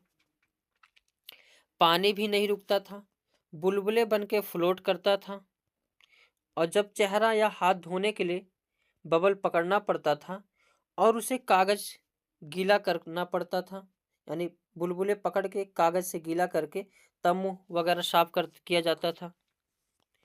वहां कंघी करने की आवश्यकता नहीं थी क्योंकि बाल हमेशा क्या होते रहते थे? खड़े ही रहते थे। वहां टहल नहीं सकते थे और फ्लोट करने की जो है आदत हो गई थी। एक जगह पर रुकने के लिए खुद को क्या करना पड़ता था? बांधना पड़ता था। आगे क्या दिया गया है? नील आर्मस्ट्रांग चांद पर उतरने वाले प्रथम व्यक्ति थे। वे चांद पर जो है 1969 ईस्वी में गए थे। भारत अर्जेंटीना के विपरीत देशांतर पर है, इसलिए भारत के लोग अर्जेंटीना के लोगों के सापेक्ष कैसे हैं? उल्टे हैं। ये प्रश्न कई बार पूछा गया है कि भारत से उल्टे कहाँ के लोग होते हैं? तो अर्जेंटीना के। आगे, परिवार, परिवार से भी एक प्रश्न पूछे जाते हैं, इंपॉर्टेंट है। एकल परिवार में माँ बाप और उनके बच्चे आते हैं, जबकि संयुक्त परिवार में दादा दादी, चाचा, बुआ, माँ बाप, बच्चे होते हैं, या नाना नानी, मामा मामी, मौसी, माँ बाप और बच्चे होते हैं। भारत में कौन सा परिवार है? तो संयुक्त परिवार है। जबकि विदेशों में कौन से परिवार होते हैं? एकल परिवार होते हैं। और संयुक्त परिवार भारत में है, ये चीज ध्यान रखना, प्रश्न पूछा गया है। आगे एनसीएफ 2005 के अनुसार कक्षा 3 से 5 तक के पर्यावरण अध्ययन की 6 थीमों में विभाजित किया गया है। वेरी वेरी इंपॉर्टेंट, इसको भी लगाइए, जो इस प्रकार है। तो थीम कौन कौन सा है? परिवार एवं मित्र, भोजन, पानी, आवास, यात्रा, चीजें जो हम बनाते हैं और करते हैं। ये 6 नाम याद रखना, इसमें से कोई एक ऑप्शन अलग दे देता है, उसको छांटना पड़ता है। आगे अगला मिड डे मील। मध्याह्न भोजन स्कीम देश के 2408 ब्लॉकों में एक केंद्रीय प्रायोजित स्कीम के रूप में 15 अगस्त 1995 ईस्वी को प्रारंभ की गई थी। वर्ष 1997 से 98 तक यह कार्यक्रम देश के सभी बाल ब्लॉकों में आरंभ कर दिया गया था। वर्ष 2003 में इसका विस्तार शिक्षा गारंटी केंद्रों और वैकल्पिक व नवाचारी शिक्षा केंद्रों में पढ़ने वाले बच्चों तक कर दिया गया था। आगे दांडी यात्रा, वेरी वेरी इंपॉर्टेंट। सन 1930 ईस्वी में अंग्रेजों ने भारत के आम लोगों को नमक बनाने पर पाबंदी लगा दी थी, जिस कारण गांधी जी ने दांडी यात्रा जो है शुरू की थी। गांधी जी का कहना था, जो चीज हमें कुदरत ने दी है उसे जो है बनाने पर बंदिश कैसी। उन्होंने लोगों के साथ मिलकर अहमदाबाद से दांडी के समुद्र तट तक एक लंबी यात्रा की और इस गलत कानून को तोड़ा। ज़्यादा पढ़ने की आवश्यकता नहीं है, जितना मैं इसमें बता रहा हूँ केवल उतना ही देख के जाइएगा, सारे आंसर जो है सही होंगे, एक भी आंसर गलत नहीं होगा। आगे जल के बारे में देखते हैं, क्या दिया गया है। जल एक महत्वपूर्ण नवीकरणीय प्राकृतिक संसाधन है। भूपृष्ठ का 3/4 भाग जल से ढका है। जल के क्षेत्र को जलमंडल कहते हैं। यह जल के विभिन्न स्रोतों जैसे नदी, झील, समुद्र, महासागर आदि जैसे विभिन्न जलाशयों से मिलकर बनता है। यह सभी प्राणियों के लिए आवश्यक है। महासागरों का जल लवणीय है और मानवीय उपभोग के लिए उपयुक्त नहीं है। आलवण केवल 2.7% जल है। इसका लगभग 70% भाग बर्फ की चादरों और हिमानियों के रूप में अंटार्कटिका, ग्रीनलैंड और पर्वतीय प्रदेशों में पाया जाता है। जल में ऑक्सीजन की कमी के कारण मछलियां मर जाती हैं। पानी को साफ करने का सबसे अच्छा तरीका पानी को उबालना है। गंदा पानी पीने से दस्त और हैजा हो सकता है। दस्त या उल्टी में शरीर का बहुत सारा पानी बाहर निकल जाता है।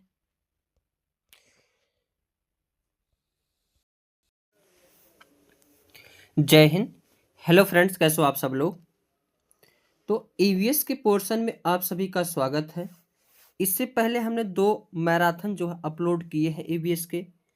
आज यह तीसरा मैराथन होगा ईवीएस का, और हमने इस वीडियो में जो मिड डे मील तक और दांडी यात्रा तक ये भी पढ़ चुके उस वीडियो में, तो देखना जरूर, उसको देखकर जरूर जाना। और इतना श्योर रहना, ये एनसीईआरटी का सारा डाटा है और सीटेट में एनसीईआरटी से ही प्रश्न उठते हैं, तो इससे बाहर आप सभी को देखने को नहीं मिलेंगे। हाँ, लेकिन ये वीडियो को जरूर 2 से 3 बार देखकर जरूर जाना, एक भी क्वेश्चन ईवीएस के बाहर नहीं जाएंगे। जल भी हम पढ़ा चुके हैं। अब इसी सीरीज को और आगे जो है चलेंगे, मृत सागर से हम लोग देखते हैं। यहाँ से भी एक प्रश्न पूछा जाता है, और ध्यान रहे जितने पॉइंट यहाँ पे लिखे गए हैं खाली उतना ही आप सभी को ध्यान देना है, खाली उतना ही पढ़ के जाना है, फिर भी जो आपका एग्जाम एक अच्छे नंबर से जो है पास होगा। ये इस पर पूरा विश्वास रखना, श्योर रहना। मृत सागर के बारे में देखते हैं। वैसे तो सभी सागरों के पानी में नमक होता है, लेकिन मृत सागर दुनिया का सबसे नमकीन सागर है। इतना नमकीन है कि लगभग 1 लीटर पानी में 300 ग्राम नमक जो है होता है। मृत सागर में हम ऐसे तैर सकते हैं जैसे आराम से लेटे हों। अब जैसे इस फिगर में आप सभी लोग देख पा रहे हैं कि एक व्यक्ति जो है लेटकर पानी में जो है अखबार पढ़ रहा है, तो ये मृत सागर का ही जो है क्या है, सीन है। आगे आगे देखेंगे तरुण भारत संघ, very very important. Tarun Bharat संघ ईवीएस के लिए जानदार मतलब जान समझ लीजिए है, तरुण भारत संघ जरूर आता है।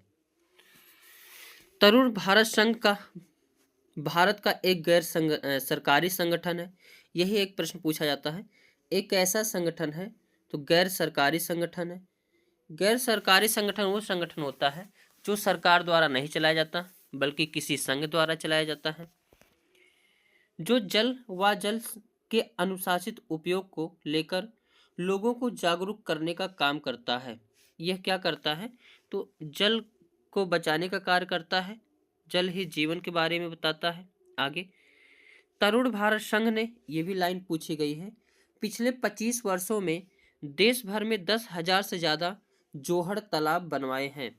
यानी ये जो तरुण भारत संघ है, करीब कितने जो है 25 वर्षों में करीब 10,000 से ज़्यादा क्या बनवाए हैं, तालाब बनवाए हैं। इस चीज़ को ध्यान रखना। और ये पूछा जाता है 25 वर्ष में कितने तालाब बनवाए हैं, तो 10,000। जोहड़ किसे कहा जाता है, तालाब को कहा जाता है।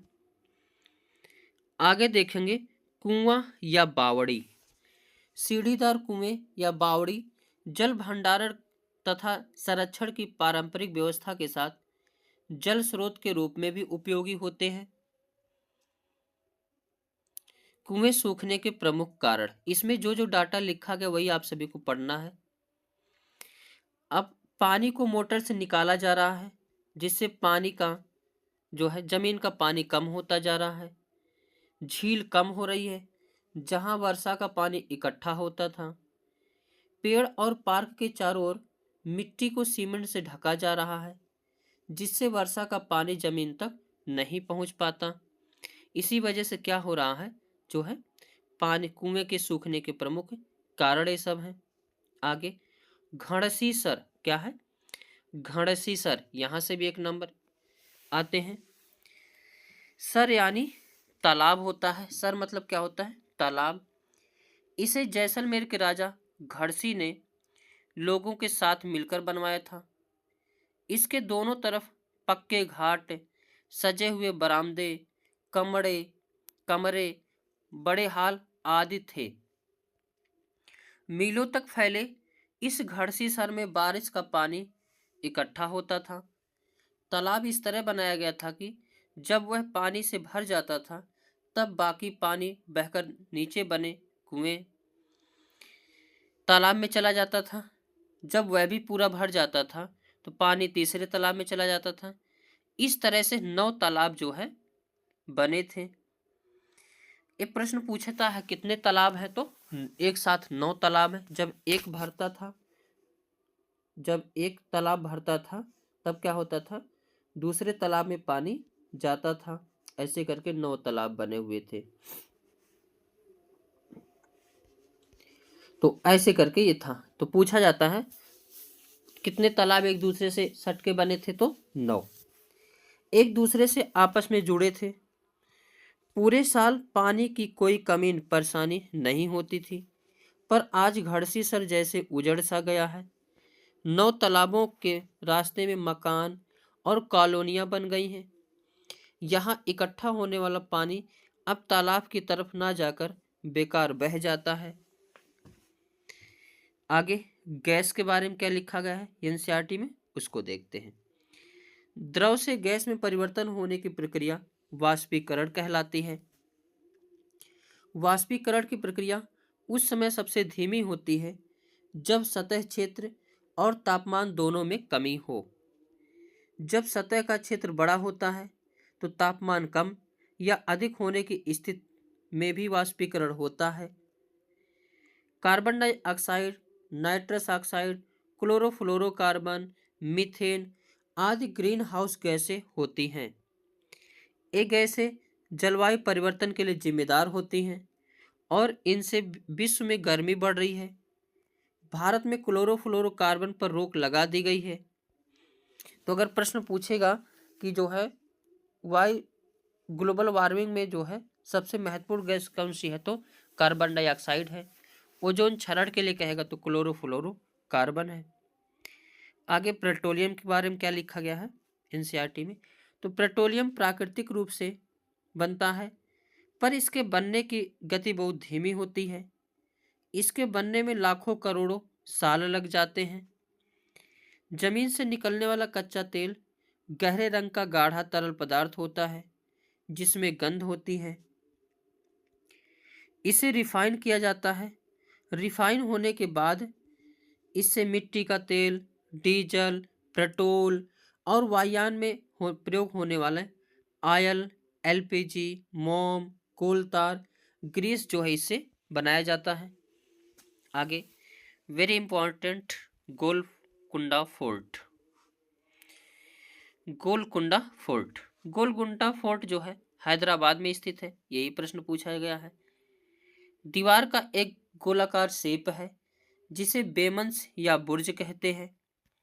गोलकुंडा की बाहरी दीवारों पर ऐसे 87 बुर्ज हैं।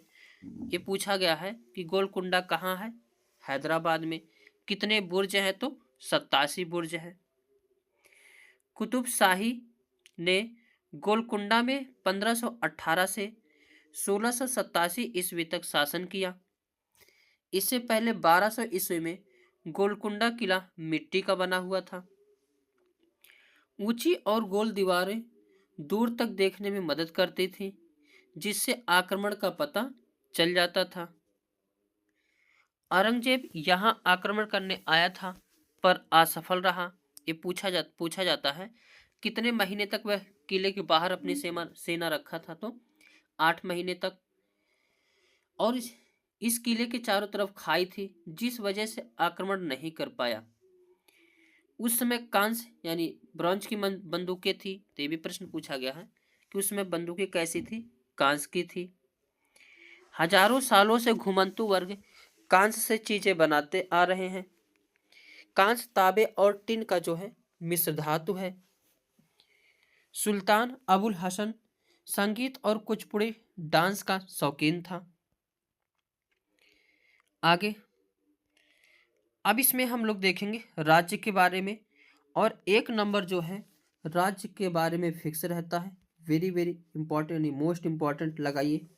वैसे ये मोस्ट इंपॉर्टेंट है ही, सारे जितने लाइन लिखेंगे खाली वही आप सभी को पढ़ना है।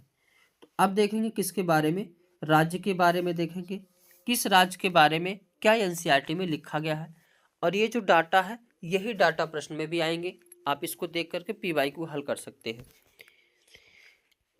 सबसे पहले देखते हैं असम। क्या देखते हैं, असम। असम में घर जमीन से 10 या 12 फीट ऊपर होते हैं। ऊंचाई में बनाने की वजह भारी बारिश होती है। कई बार प्रश्न पूछा गया है कि किस राज्य के लोग ऊंचे घर बनाते हैं, तो असम के। और किस पर बनाते हैं, ये भी प्रश्न पूछा गया था। बांस के खंभे पर बनाए जाते हैं। ये बांस से बनाए जाते हैं और अंदर भी लकड़ियों का प्रयोग होता है। और क्यों ऐसा बनाया जाता है, क्योंकि यहाँ वर्षा जो है बहुत होती है। आगे असम में बांस तथा रस्सी के पुल बनाए जाते हैं। कैसे बनाए जाते हैं, तो बांस और रस्सी के पुल बनाए जाते हैं। यहाँ बारिश बहुत अधिक होती है। कभी घुटनों तक पानी भर जाता है। यहाँ बांस को गरीबों का टिम्बर कहा जाता है। कई बार पूछा गया है कि बांस को गरीबों का टिम्बर कहाँ कहा जाता है, तो असम में कहा जाता है। आगे बिहू। बिहू क्या है, तो माघ बिहू 14 और 15 जनवरी यानी असमिया कैलेंडर के 10वें माघ की प्रथमा एवं द्वितीय तिथि को मनाया जाता है। पहले दिन को उरुका कहते हैं। एक कई बार प्रश्न पूछा गया है कि असम कहाँ पे मनाया जाता है, जो बिहू कहाँ पे, तो असम में मनाया जाता है। और इसको कहा क्या जाता है पहले दिन के, तो उरुका कहा जाता है। इस दिन अस्थाई शेड यानी छप्पर बनाते हैं जिसे भेला घर कहते हैं। और सामूहिक भोज का आयोजन होता है। बोरा असम में खाए जाने वाले चावलों की एक किस्म है जो पकने के बाद चिपचिपे हो जाते हैं। ये चीज़ ध्यान रखना। ये सब हर एक लाइन से डाटा पूछे जाते हैं। बिहू त्योहार चावल की नई फसल कटने पर असम में मनाया जाता है। तो जब चावल की नई फसल कटती है तो असम में कौन सा त्योहार मनाया जाता है? बिहू। भेला घर घास और बांस से बनाया जाता है। ताव यानी कढ़ाई को आग पर रखकर उसमें पानी उबालेंगे और भीगे हुए चावलों से भरी हुई कढ़ाई उस पर रख देंगे। उसे केले के पत्तों से ढक दे देंगे। थोड़ी देर बाद चेवा चावल जो है तैयार हो जाता है। औरतें वहाँ की जो है पीले रंग के कपड़े पहनती हैं। लड़कियां रंग बिरंगी मेखला चादर पहनती हैं। आगे, भात सुक्तो, चावल और रसे वाले सब्जी को भात सुक्तो कहते हैं। अगला देखते हैं केरल के बारे में। किसके? केरल स्टेट के बारे में क्या दिया गया है एनसीईआरटी में। एक प्रश्न पूछा गया है कई बार कि टैपियोका जो है कहाँ पे खाया जाता है? तो केरल में। केरल में टैपियोका जमीन के नीचे उगाया जाता है। यह एक प्रकार का फल है जिसे केरल के लोग उबालकर खाते हैं। ये भी प्रश्न पूछा गया है, टैपियोका को उबालकर कहाँ खाते हैं? तो केरल में। वल्लम के बारे में भी पूछा गया है कि वल्लम लकड़ी की बनी छोटी नाव होती है जो केरल में पाई जाती है। ये भी प्रश्न पूछा गया है। केरल में मलयालम भाषा बोली जाती है। मलयालम में माँ की बहन को बलियम्मा, वेरी इंपॉर्टेंट, इसको भी लगाइए। माँ की बहन को क्या कहा जाता है? बलियम्मा कहा जाता है। और नानी को अम्मुमा कहते हैं। चाचा को और चाचू को कुजम्मा कहते हैं। और पिता को जो है अप्पा कहते हैं। केरल में एक जगह से दूसरी जगह जाने के लिए फेरी नाव का प्रयोग किया जाता है। केरल को मसालों का बगीचा कहा जाता है। कथकली नृत्य केरल में होती है। यहाँ केले के फूलों से सब्जी बनाई जाती है। केरल में नारियल के पेड़ अधिक होते हैं। ज़्यादा पढ़ने की आवश्यकता नहीं है, जितना डाटा दिया गया केवल इतना ही पढ़ के जाइएगा। पढ़ने के लिए बहुत सारी चीज़ें होती हैं, लेकिन कहीं ना कहीं जो एनसीईआरटी में दिया जाता है वही प्रश्न पूछा जाता है। तो ये लाइन सारे डिट्टो लाइन टू लाइन आप पढ़ के जाइएगा, इससे बाहर क्वेश्चन नहीं आएंगे। आगे, केरल के निकटवर्ती राज्य तमिलनाडु और कर्नाटक हैं। इसकी राजधानी तिरुवनंतपुरम है। तो केरल की राजधानी कहाँ है? तिरुवनंतपुरम।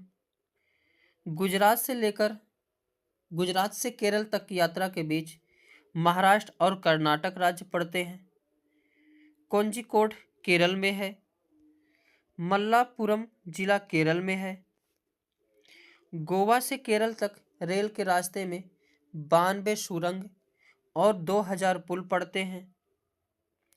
तमिलनाडु भारत के दक्षिण में स्थित है। इसके पड़ोसी राज्य केरल, कर्नाटक तथा आंध्र प्रदेश हैं। आगे, अबू धाबी क्या है? Abu Dhabi. यह देश रेगिस्तानी इलाके में है। यहाँ की स्थानीय भाषा अरबी है। यहाँ पानी बहुत कीमती है क्योंकि यहाँ ना तो वर्षा होती है और ना ही नदियाँ हैं, झील है और ना ही जो है तालाब हैं। यहाँ रेतीली जमीन के नीचे तेल होता है। यहाँ खजूर के पेड़ अधिक मात्रा में दिखाई देते हैं क्योंकि ये पेड़ रेगिस्तानी इलाके में पाए जाते हैं। अबू धाबी की करेंसी जो है दिरहम है। अबू धाबी में रेत के पहाड़ या रेत के टीले पाए जाते हैं। आगे देखते हैं लद्दाख। लद्दाख के बारे में क्या क्या दिया गया है एनसीईआरटी में। लद्दाख पहुंचने के लिए जम्मू कश्मीर पार करना पड़ता है। लद्दाख को ठंडा रेगिस्तान यानी कोल्ड डेजर्ट भी कहते हैं। यहाँ 1 या 2 फ्लोर की बिल्डिंग होती है। घर पत्थर के होते हैं जिनकी छत और फर्श लकड़ी की होती है। दीवार मिट्टी की और उस पर चूने की जो है मोटी परत चढ़ी होती है। लद्दाख में कम बारिश होती है और यहाँ पेड़ पौधे नहीं पाए जाते। लकड़ियाँ की सीढ़ी का प्रयोग करते होता है। मोटे पेड़ का तना छत को मजबूत बनाने में मदद करता है। आगे ग्राउंड फ्लोर, एक कई बार प्रश्न पूछा गया है कि जानवर ग्राउंड फ्लोर में कहाँ रहते हैं, तो लद्दाख में। ग्राउंड फ्लोर में जानवरों को रखा जाता है। जब ज़्यादा सर्दी पड़ती है तो खुद भी ग्राउंड फ्लोर में रहने आ जाते हैं। ग्राउंड फ्लोर में विंडो नहीं होती है। गर्मी के मौसम में यह लोग फल सुखा लेते हैं और सर्दियों में इसका इस्तेमाल करते हैं। लद्दाख क्षेत्र भारत का सबसे ठंडा रेगिस्तान है। भारत में ठंडे रेगिस्तान मानसून से प्रभावित नहीं होते क्योंकि वे अधिक ऊंचाई पर होते हैं और हिमालय की वृष्टि छाया में पड़ते हैं। वृष्टि छाया क्या होती है, तो किसी पहाड़ के जो है सूर्य इधर से उग रहे हैं तो इधर वाला एरिया कैसा होता, वृष्टि छाया क्षेत्र कहलाता है। आगे लाल मिर्च, नारंगी कद्दू और सुनहरे पीले भुट्टे यहाँ मिलते हैं। श्रीनगर से लद्दाख जाते हुए कारगिल रास्ते में पड़ता है। यहाँ सकरे रास्ते हैं। पहाड़ी इलाकों में नायलॉन का टेंट इस्तेमाल किया जाता है। लद्दाख में जुले जुले का मतलब होता है वेलकम। ये भी कई बार पूछा गया है कि जुले जुले का मतलब क्या होता है, तो वेलकम कहाँ पे, लद्दाख में।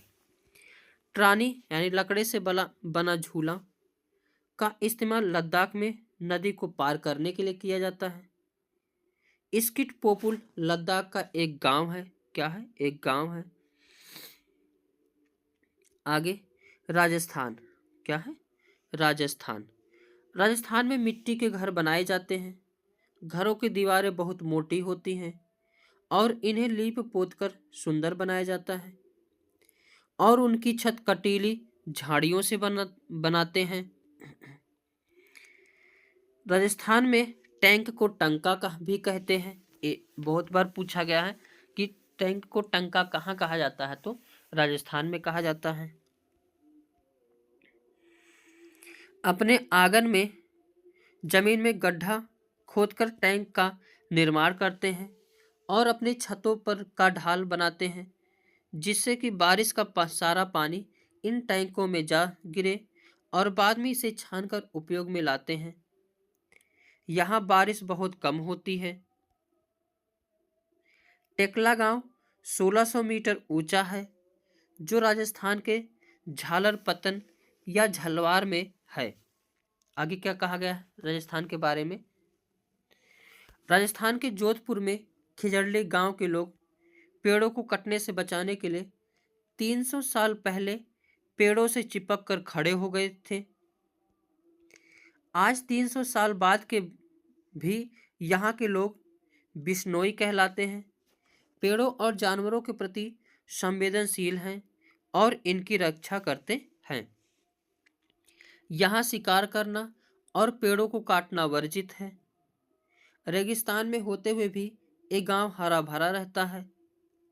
यहाँ जानवर बिना डर के इधर उधर घूमते हैं। खिजड़ली गांव में खिजड़ी पेड़ पाए जाते हैं। यह पेड़ रेगिस्तानी इलाकों में खूब पाया जाता है। इसे ज़्यादा पानी की ज़रूरत नहीं होती। इसकी छाल दवा बनाने के काम आती है। इसकी लकड़ी को कभी कीड़ा नहीं लगता। इसकी फलियों से सब्जी बनती है। पत्तियों को वहाँ रहने वाले जानवर खाते हैं। आगे देखते हैं बिहार। बिहार के बारे में क्या लिखा गया एनसीईआरटी में, उसको देखते हैं। बिहार में मधुबनी नामक जिला है। यहाँ त्योहार एवं खुशी के मौके पर घर की दीवारों और आंगन में कई तरह के चित्र बनाए जाते हैं। यहाँ चित्र पिसे हुए चावल के घोल में रंग मिलाकर बनाए जाते हैं। इन रंगों को बनाने के लिए नील, हल्दी, फूल, पेड़ों के रंग आदि का इस्तेमाल किया जाता है। चित्रों में इंसान, जानवर, पेड़, फूल, पक्षी, मछलियाँ आदि जीव जंतु साथ में बनाए जाते हैं।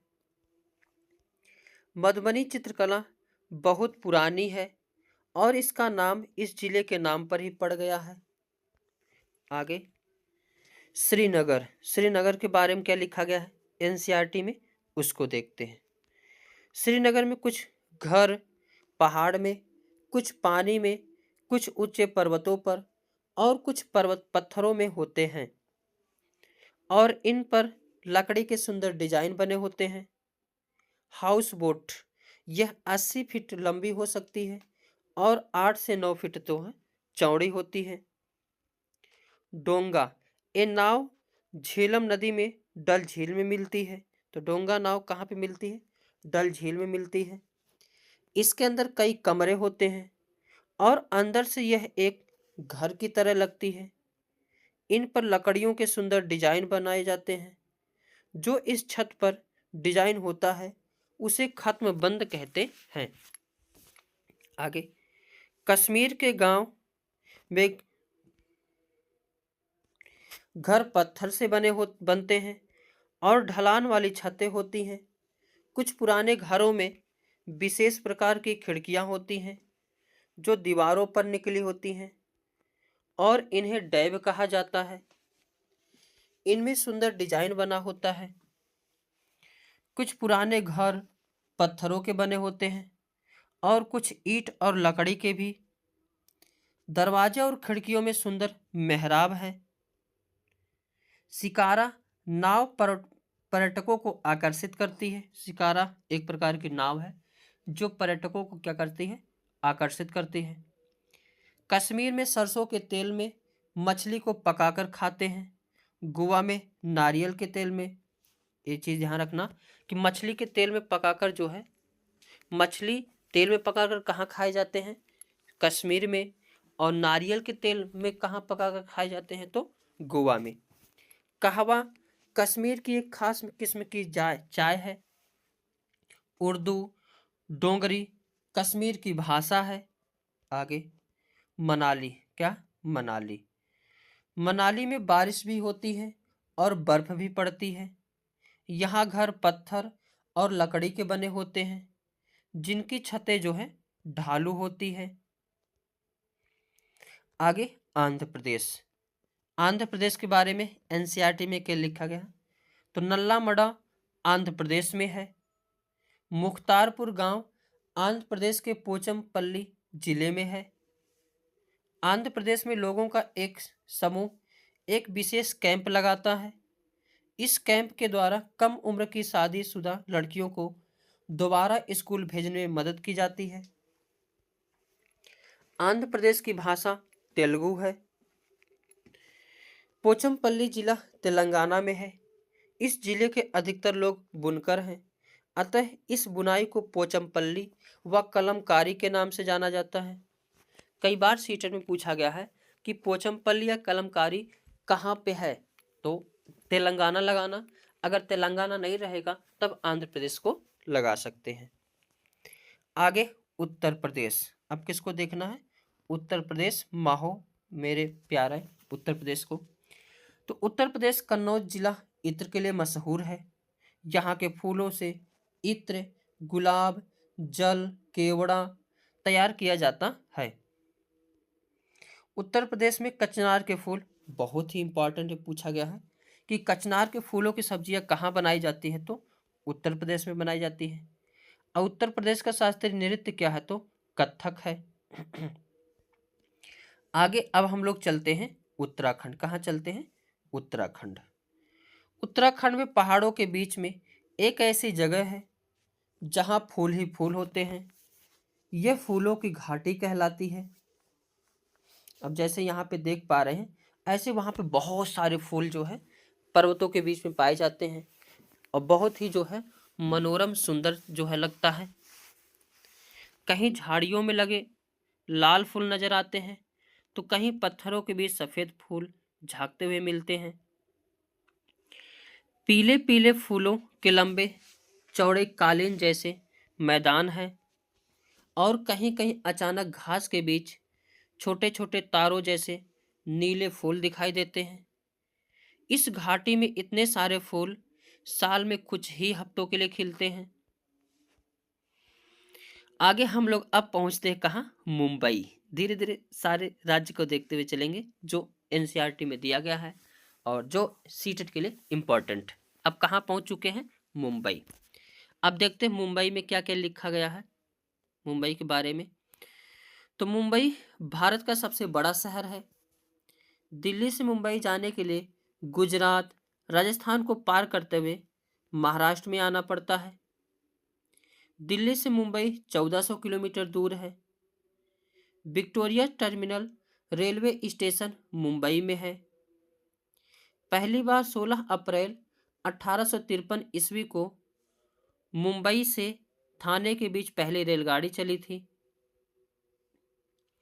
नागपाड़ा और अफसाना मसूरी बास्केटबॉल टीम मुंबई में है। सोलापुर मुंबई में है। बाजार गांव महाराष्ट्र में है। कफ परेड मुंबई में है। ये सब डाटा जो है एनसीईआरटी में दिया गया है। बच्चू खान प्लेग्राउंड मुंबई में है जिसका नाम मुस्तफा खान कोच के नाम पर पड़ा है। सहजन के फूलों के पकौड़े महाराष्ट्र में खाए जाते हैं। वर्ली एक पारंपरिक कला है जिसका प्रचलन महाराष्ट्र में है। यह महाराष्ट्र गुजरात की सीमा पर सर्वाधिक देखने को मिलता है। आगे अब चलते हैं मिजोरम। कहाँ चलते हैं, मिजोरम। मिजोरम में मिजो भाषा बोली जाती है। यहाँ 3/4 लोग जंगल में रहते हैं। यहाँ की मुख्य फसल चावल है। यहाँ खेती की लॉटरी निकाली जाती है। जमीन को साझा मानकर सभी लोगों को बारी बारी उस जमीन पर खेती करने का अवसर मिलता है। मिजोरम में बांस के बर्तन बनाए जाते हैं। झूम खेती मिजोरम में होती है। कई बार पूछा गया है बांस के बर्तन कहाँ बनाए जाते हैं, तो मिजोरम में। झूम खेती कहाँ होती है, तो मिजोरम में। आगे चलते हैं कर्नाटक। कहाँ चलते हैं, कर्नाटक। कर्नाटक की भाषा क्या है, कन्नड़ है। इसमें एक गांव है बेलवनिका। यह गांव कहाँ है, कर्नाटक में है। होलगुंडी गांव कर्नाटक में है। बच्चों की पंचायत बीमा संघ होलगुंडी गांव में है। आगे देखते हैं ऊर्जा। क्या देखते हैं, ऊर्जा। ऊर्जा का सबसे प्रमुख स्रोत सूर्य है। पौधे सूर्य की ऊर्जा को प्रकाश संश्लेषण के लिए इस्तेमाल करते हैं और इसलिए इन्हें उत्पादक कहा जाता है। यानी जो चीज जो है सूर्य से अपना भोजन बनाते हैं उसे क्या कहा जाता है, उत्पादक कहा जाता है। शाकाहारी पौधों को खाते हैं, वे उपभोक्ता कहलाते हैं। मांसाहारी शाकाहारियों को भोजन बनाते हैं। इस प्रकार से ऊर्जा का स्थानांतरण एक प्रणाली से दूसरे तक होता है। कुछ ऊर्जा ऊष्मा के रूप में विलीन हो जाती है। ऊर्जा के परंपरागत स्रोत। ऊर्जा के परंपरागत स्रोत जीवाश्मी ईंधन है। जीवाश्मी ईंधन के निर्माण में कई वर्ष लग जाते हैं और उनका नवीनीकरण नहीं हो सकता। जीवाश्म उन जीवों के अवशेष हैं जो कि बहुत वर्ष पहले जो है जीते थे और जीवाश्म ईंधन के वे पौधे हैं जो पृथ्वी के नीचे दब गए थे और जो पत्थरों के रूप में परिवर्तित हो गए थे। आगे जीवाश्म ईंधन जैसे कोयला, ये एक ठोस पदार्थ है। हमारे देश में कोयले की खानें बिहार के रानीगंज, झरिया और धनबाद नगरों के पास पाई जाती है। तेल, ये एक द्रव धातु है। भारत में तेल पश्चिमी तट पर तथा राजस्थान, गुजरात व आसाम के डिगबोई तेल क्षेत्रों में पाया जाता है। आगे प्राकृतिक गैस, ये विभिन्न गैसों का मिश्रण है। खाना पकाने के प्रयोग में आने वाली गैस को एलपीजी या द्रव पेट्रोलियम गैस कहते हैं। क्योंकि ये फुल फॉर्म भी पूछा गया है, एलपीजी का फुल फॉर्म क्या होता है, तो लिक्विड पेट्रोलियम गैस। और यह सिलेंडरों में भरकर लाई जाती है। संपीड़ित प्राकृतिक गैस या सीएनजी जैसे बसों, स्कूटरों, ऑटो रिक्शों और टैक्सियों में सार्वजनिक यातायात के वाहनों में प्रयोग होता है। अब आगे देखते हैं ऊर्जा के गैर परंपरागत स्रोत। ये नवीकृत संसाधन हैं और यह कभी समाप्त नहीं होने वाले हैं, जैसे सौर ऊर्जा, वायु ऊर्जा। वायु ऊर्जा का पारंपरिक रूप से घरेलू कार्यों के लिए, खेती की सिंचाई के लिए, पानी उठाने के लिए काम हुआ है। वायु की गतिज ऊर्जा विद्युत ऊर्जा में परिवर्तित होकर प्रयोग में लाई जाती है। जल विद्युत ऊर्जा गिरते हुए या बहते हुए जल की गतिज ऊर्जा से जो विद्युत ऊर्जा उत्पन्न की जाती है उसे जल विद्युत कहते हैं। आगे ज्वारीय ऊर्जा। ज्वारीय शक्ति एक ज्वारीय ऊर्जा जल विद्युत का एक स्वरूप है। ज्वारीय ऊर्जा समुद्र की या सागर की लहरों की ऊर्जा है। समुद्र में आने वाले ज्वार भाटा की ऊर्जा को उपयुक्त टरबाइन लगाकर विद्युत शक्ति में बदल दिया जाता है। भूतापीय ऊर्जा हो गई वह ऊर्जा जिसे पृथ्वी में संग्रहित ताप से निकाला जाता है। बायोमास से प्राप्त ऊर्जा। बायोमास वह पादप सामग्री है जिसका प्रकाश संश्लेषण के परिणाम स्वरूप जो है निर्माण हुआ है। बायोमास ऊर्जा के स्रोत हैं। इन्हें सीधे जलाकर इस्तेमाल किया जा सकता है या इनको विभिन्न प्रकार के जैव ईंधन में परिवर्तित करने के बाद इस्तेमाल किया जा सकता है, जैसे गन्ने की खोई, धान की भूसी, अनुपयोगी लकड़ी आदि।